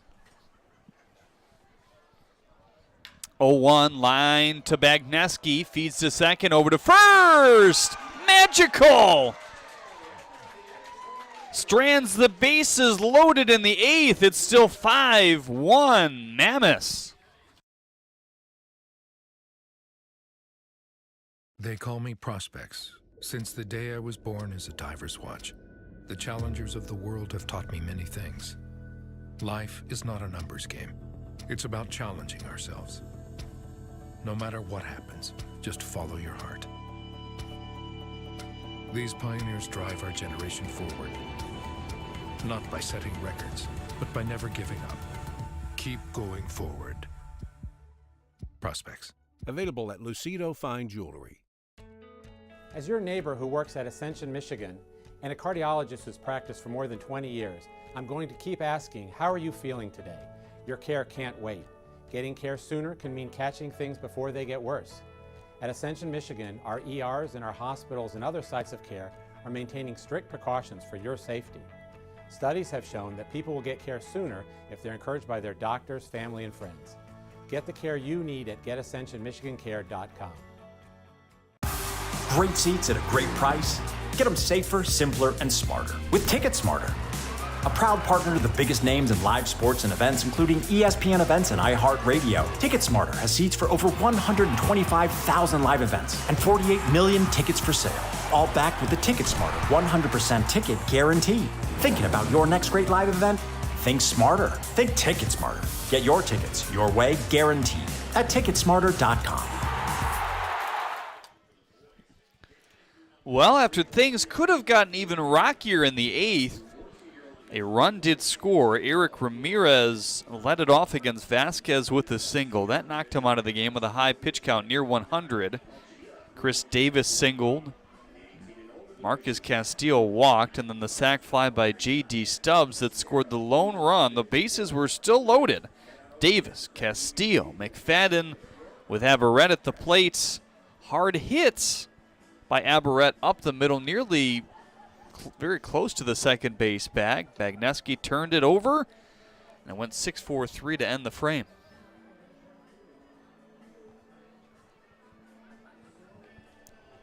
Yeah, the defense not quite shifting on Aberrett, but shading him up the middle, and they were right there. Bagneski, the shortstop, just to the left of the second base bag. I think if you were to put your prototypical defense out there in their regular positions, that's a tough play to make, and maybe a base hit that scores at least 1, probably 2 runs. So Hibbets again will at least stretch a few batters here into the 9th. Every appearance but 1, now this is his 5th, has gone at least an inning and 2/3. He's had two inning outings thus far.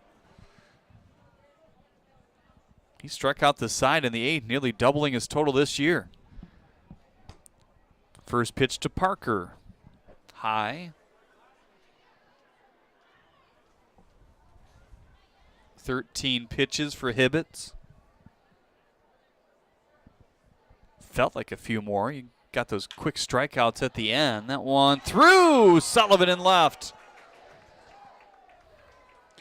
Well, the errors have been kind of what's crippled the Beavers tonight, has led to this 3-run deficit that, realistically could maybe be more with some of the errors that they've had.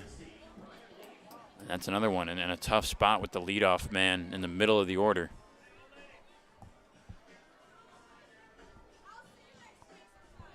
There's literally 0 on the board. Errors. That can't be right. They gave him a hit. First pitch to Leaf, spiked, goes by Aberrett. Leaf hit the ball hard in his last at-bat after striking out his previous 3.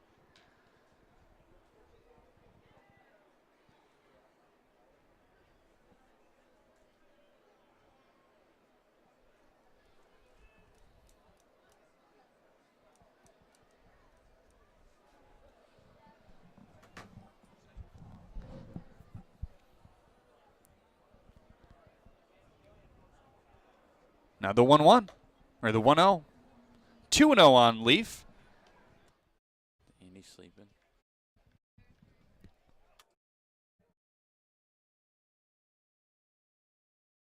I think he's actually asleep. Or he's looking at his phone.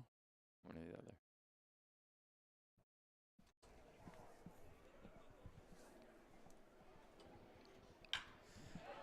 Ripped into left, a base hits. Parker goes to third. And once again, the Mammoths threatening here in the 9th. Good job by Hibbets after the leadoff double into the air. Hit Morales on third to begin the inning. He then struck out Thomas, Brown, and Emmett. That ball off the bat at 98.5 miles an hour. We've seen some of the hardest hit collective balls, I think, here tonight out of any game. Well, and for Brian, that's just like a measly little base hit into left, and it's 98. How about him turning around this day, too? Started off 0 for 3 with 3 strikeouts, and since then, back-to-back singles.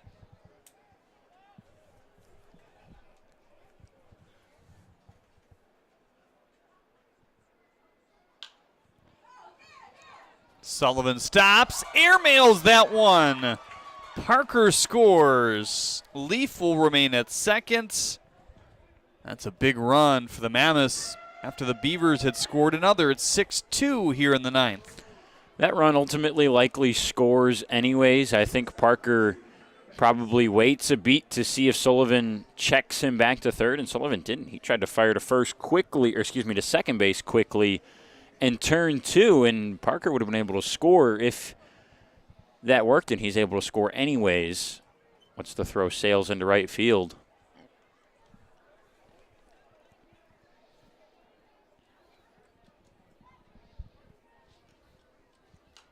Bagneski rips it back to the screen. Bagneski today, walk, fielder's choice, strikeout in order.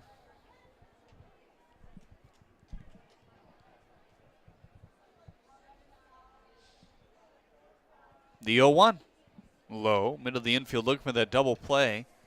Second baseman Ramirez is off the bag. Third baseman Sullivan kind of playing at no doubles depth right now. Outfield squished in, playing in the gaps and deep. Now the 1-1. Finds the glove, but nobody for Stubbs to throw to. To try to get Loda back, that would have been. It would have needed to be a quick play in the end, is what I'm trying to say, but nonetheless, 1 down. Runners on first and second still.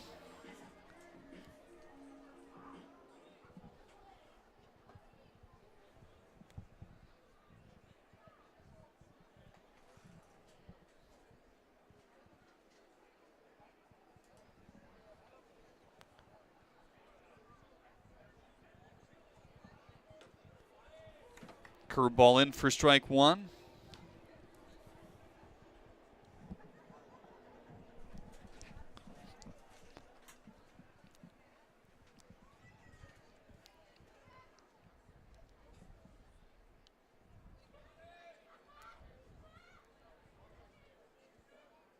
The 0-1.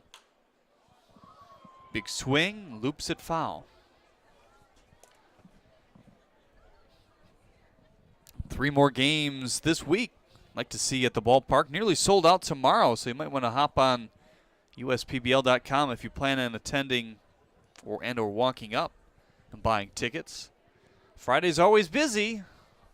Packed house usually every week as Dwayne K's. That's now 2 straight outs after the 3 straight singles here to begin the 9th. Catholic night and then Fireworks Friday combined tomorrow. Catholic night sponsored by Alliance Catholic Credit Union. Now Mitch Morales with a chance to pad this lead further. 12 hits on the board for the Mammoths. They really haven't had any one inning, but you look at the score sheet and think, yeah, that's a productive day.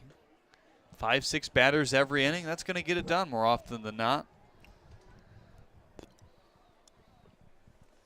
Yeah, I mean, 1 in the first, 1 in the second, 1 in the fifth. Their only multi-run inning was back in the 7th, and that was just 2. It just hasn't been. We've seen that a lot in the past few games league-wide. It seems like 1 bad inning. Man, we could have had that game if it wasn't for that 1 bad inning. You look at last night, 2 runs combined, 2 hits combined between the 2 teams last night, all the way up until the 8th, in which the Unicorns exploded for 8 runs on 13 batters. But tonight has just not been the same.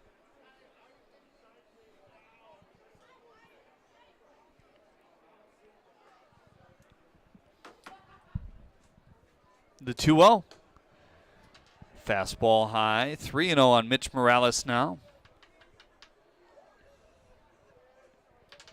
6 hits for him early in his professional career, just over 20 at-bats.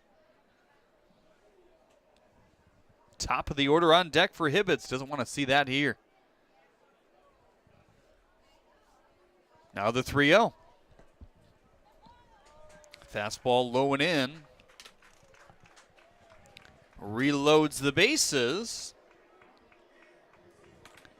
That's been a constant, seems like, in the last few innings. Bases loaded opportunities, and here's Tanner Thomas again. Yeah, the Beavers had their own opportunity last inning, and man, it felt like that was the best opportunity. You've got exactly what you want. The bases loaded and your number 4 hitter up, and it was a great double play by the Mammoths defense to get out of the inning and perhaps save this game. First pitch to Thomas, fly ball to left center field.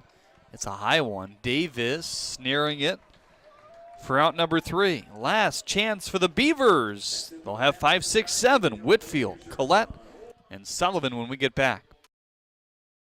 They call me Prospects. Since the day I was born as a diver's watch, the challengers of the world have taught me many things. Life is not a numbers game. It's about challenging ourselves. No matter what happens, just follow your heart. These pioneers drive our generation forward. Not by setting records, but by never giving up. Keep going forward. Prospects. Available at Lucido Fine Jewelry. As your neighbor who works at Ascension, Michigan, and a cardiologist who's practiced for more than 20 years, I'm going to keep asking, how are you feeling today? Your care can't wait. Getting care sooner can mean catching things before they get worse. At Ascension, Michigan, our ERs and our hospitals and other sites of care are maintaining strict precautions for your safety. Studies have shown that people will get care sooner if they're encouraged by their doctors, family, and friends. Get the care you need at getascensionmichigancare.com. Great seats at a great price. Get them safer, simpler, and smarter with TicketSmarter. A proud partner to the biggest names in live sports and events, including ESPN events and iHeartRadio. TicketSmarter has seats for over 125,000 live events and 48 million tickets for sale. All backed with the TicketSmarter 100% ticket guarantee. Thinking about your next great live event?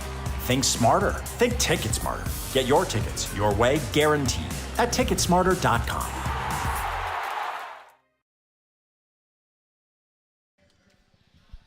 Jeremy and Brendan back with you here on the USPBL Network. To the bottom of the ninth we go. Christian Dearman is still out there. Saved the day of sorts in the eighth. I guess those were his runners in the end, but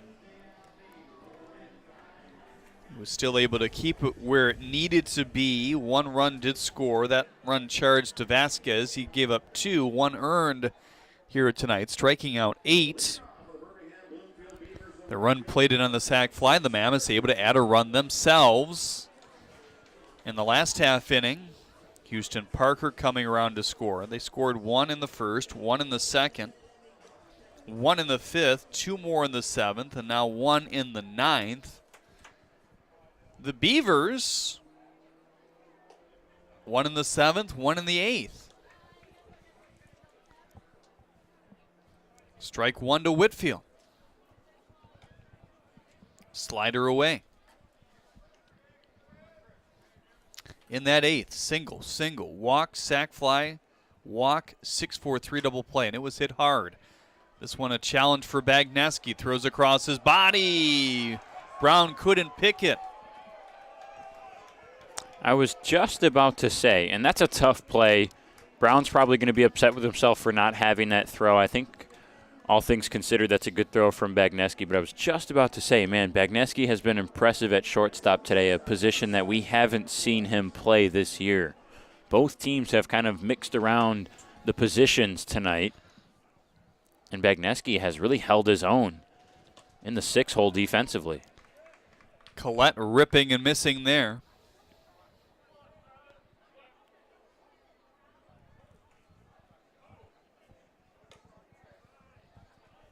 Fastball high.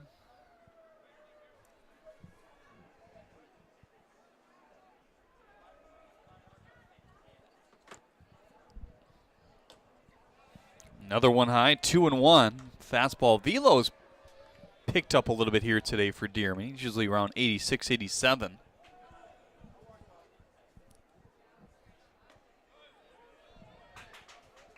More 88, 89 today. 2-2 on Collette.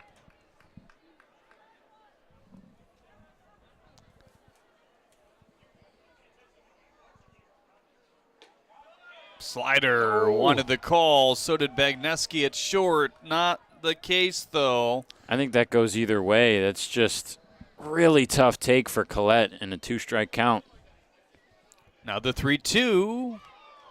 What did that hit off? Collette's leg? No, I think he tipped. I think he fouled that back into the chest of Loda. Our angle not really conducive for a ball like that, but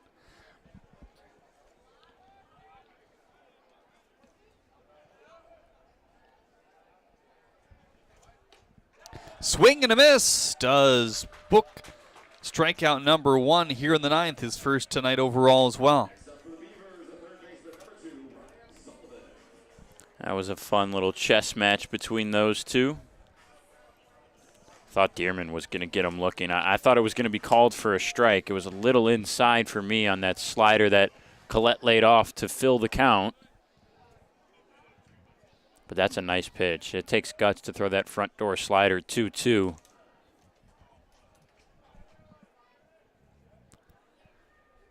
(0-1) off the end of the bat. 0-2 on Sullivan now.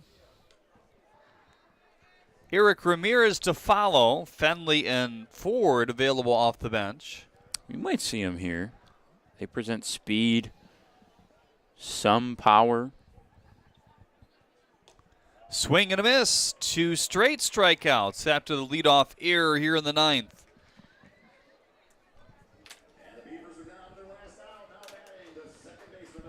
They will stay with Eric Ramirez. He is 1 for 3 today. A single in the eighth came around to score. One of the 2 runs scored by the Beavers here tonight.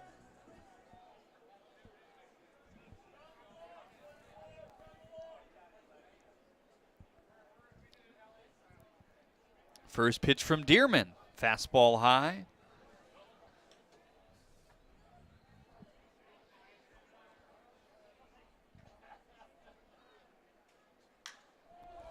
High fly ball to left. Dwayne is under it, moving to his right a few steps back and makes the catch.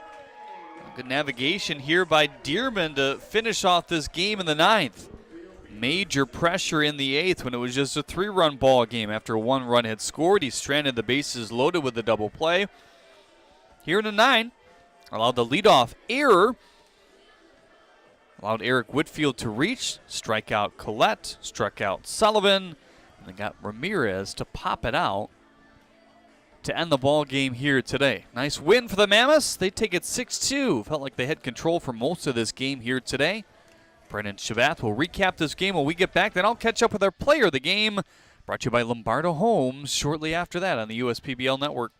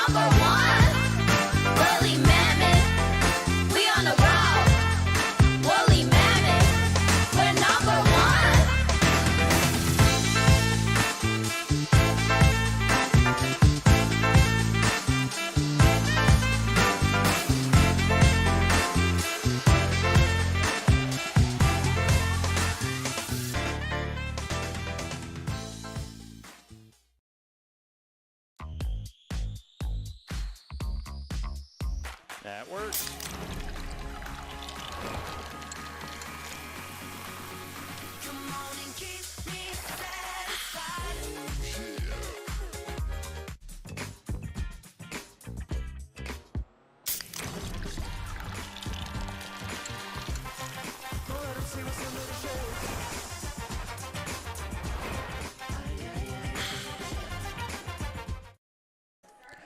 Welcome back to the Detroit Mercy post-game show. Mammoths win this one on Thursday night 6-2 over the Beavers. Taking a look at some of the specifics. Elijah Brown had a nice day. He scored 3 times, had 3 stolen bases, 2 base hits, struck out twice, and worked a walk as well in 5 plate appearances. A newcomer, the catcher, Sam Loda, reached in all 4 of his plate appearances, 2 of them on walks, or all 5 of his plate appearances, 2 walks, 1 reaching on an error, and then did have 2 RBI singles coming in both the 5th and the 7th as the Mammoths take this one. The Mammoths scored in the 1st and the 2nd innings, 1 run apiece, and were able to ride that all the way to the end. So your winning and losing pitchers are the starters today. The win belongs to Rafi Vasquez, who was lights out. The loss to Austin Shea, who had a good day through 5 innings, did struggle with 5 walks, but 8 strikeouts to counter that.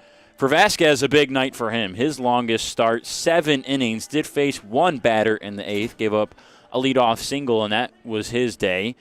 Only 2 runs came across, 1 walk, and 8 strikeouts. He was lights out. Christian Dearman had 2 good innings of relief after that, allowing only 1 hit. He had 2 strikeouts himself. The Mammoths win this one 6-2.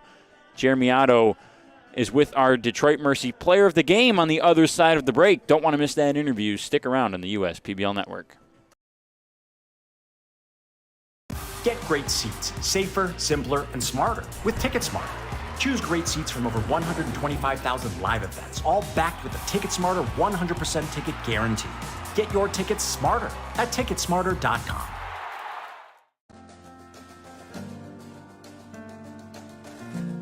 We joined GreenPath and instantly felt a support around us. They developed a plan on paper, and this is how we're going to do it. The plan that they gave me was something that was sustainable. It was something I could do. It was actually lowering my payments monthly by hundreds of dollars. Choosing GreenPath is a no-brainer.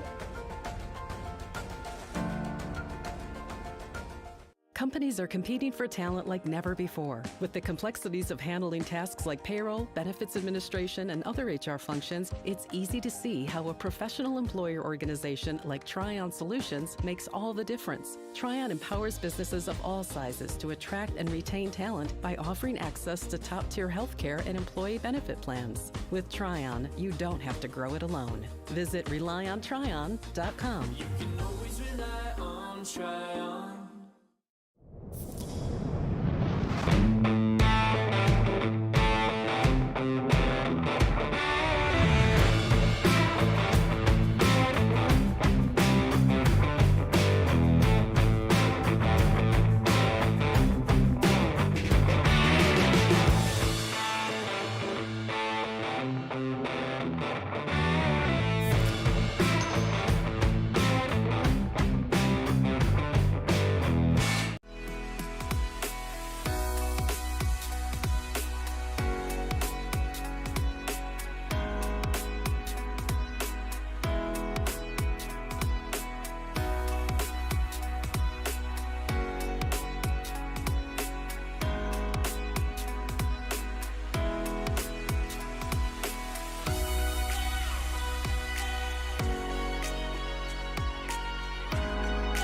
Throughout your life, from big moments to ones well-earned, we're your financial guardian angel. Alliance Catholic Credit Union.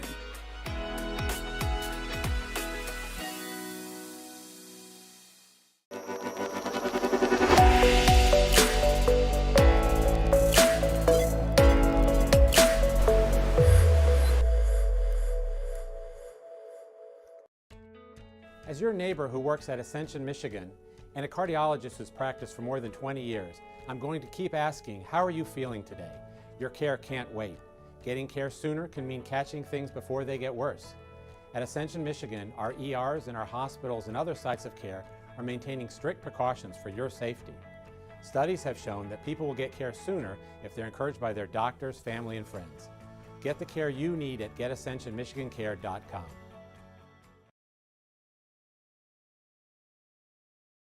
6-2 your final score here with our Lombardo Homes Player of the Game, Rafi Vasquez, here today. Maybe your best outing here today of your professional career. Probably. Yeah. It looks like it. I guess what worked well for you? Honestly, I had a great catcher calling a great game, and I just threw the pitches that he told me to throw. Yeah. And I wish I could explain it better than that, but that's what it felt like. Yeah. Well, the slider was sharp here tonight. Obviously, you had the injury setback, so getting the stuff to work again the way you want, I'm sure, was a challenge. Yes, a big challenge, getting that feel and just the body up to tempo and syncing up, and it is a big challenge, but not the biggest, and we overcame it and we're fine. So.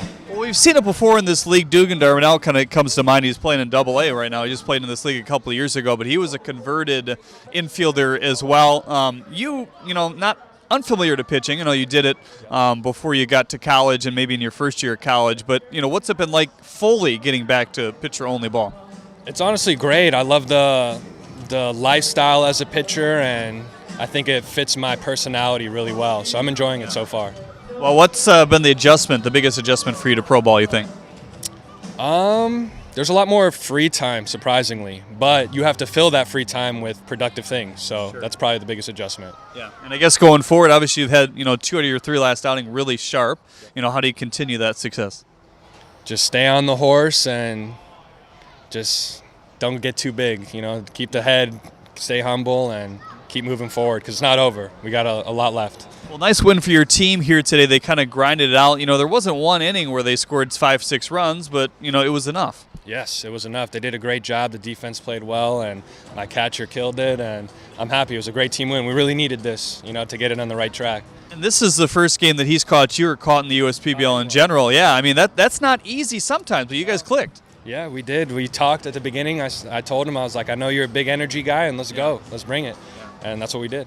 Great job here today. Nice to watch it as well. Thank you very much. Rafi Vasquez, your Lombardo Homes Player of the Game here on the USPBL Network. Back at it tomorrow for Fireworks Friday. We'll see you then.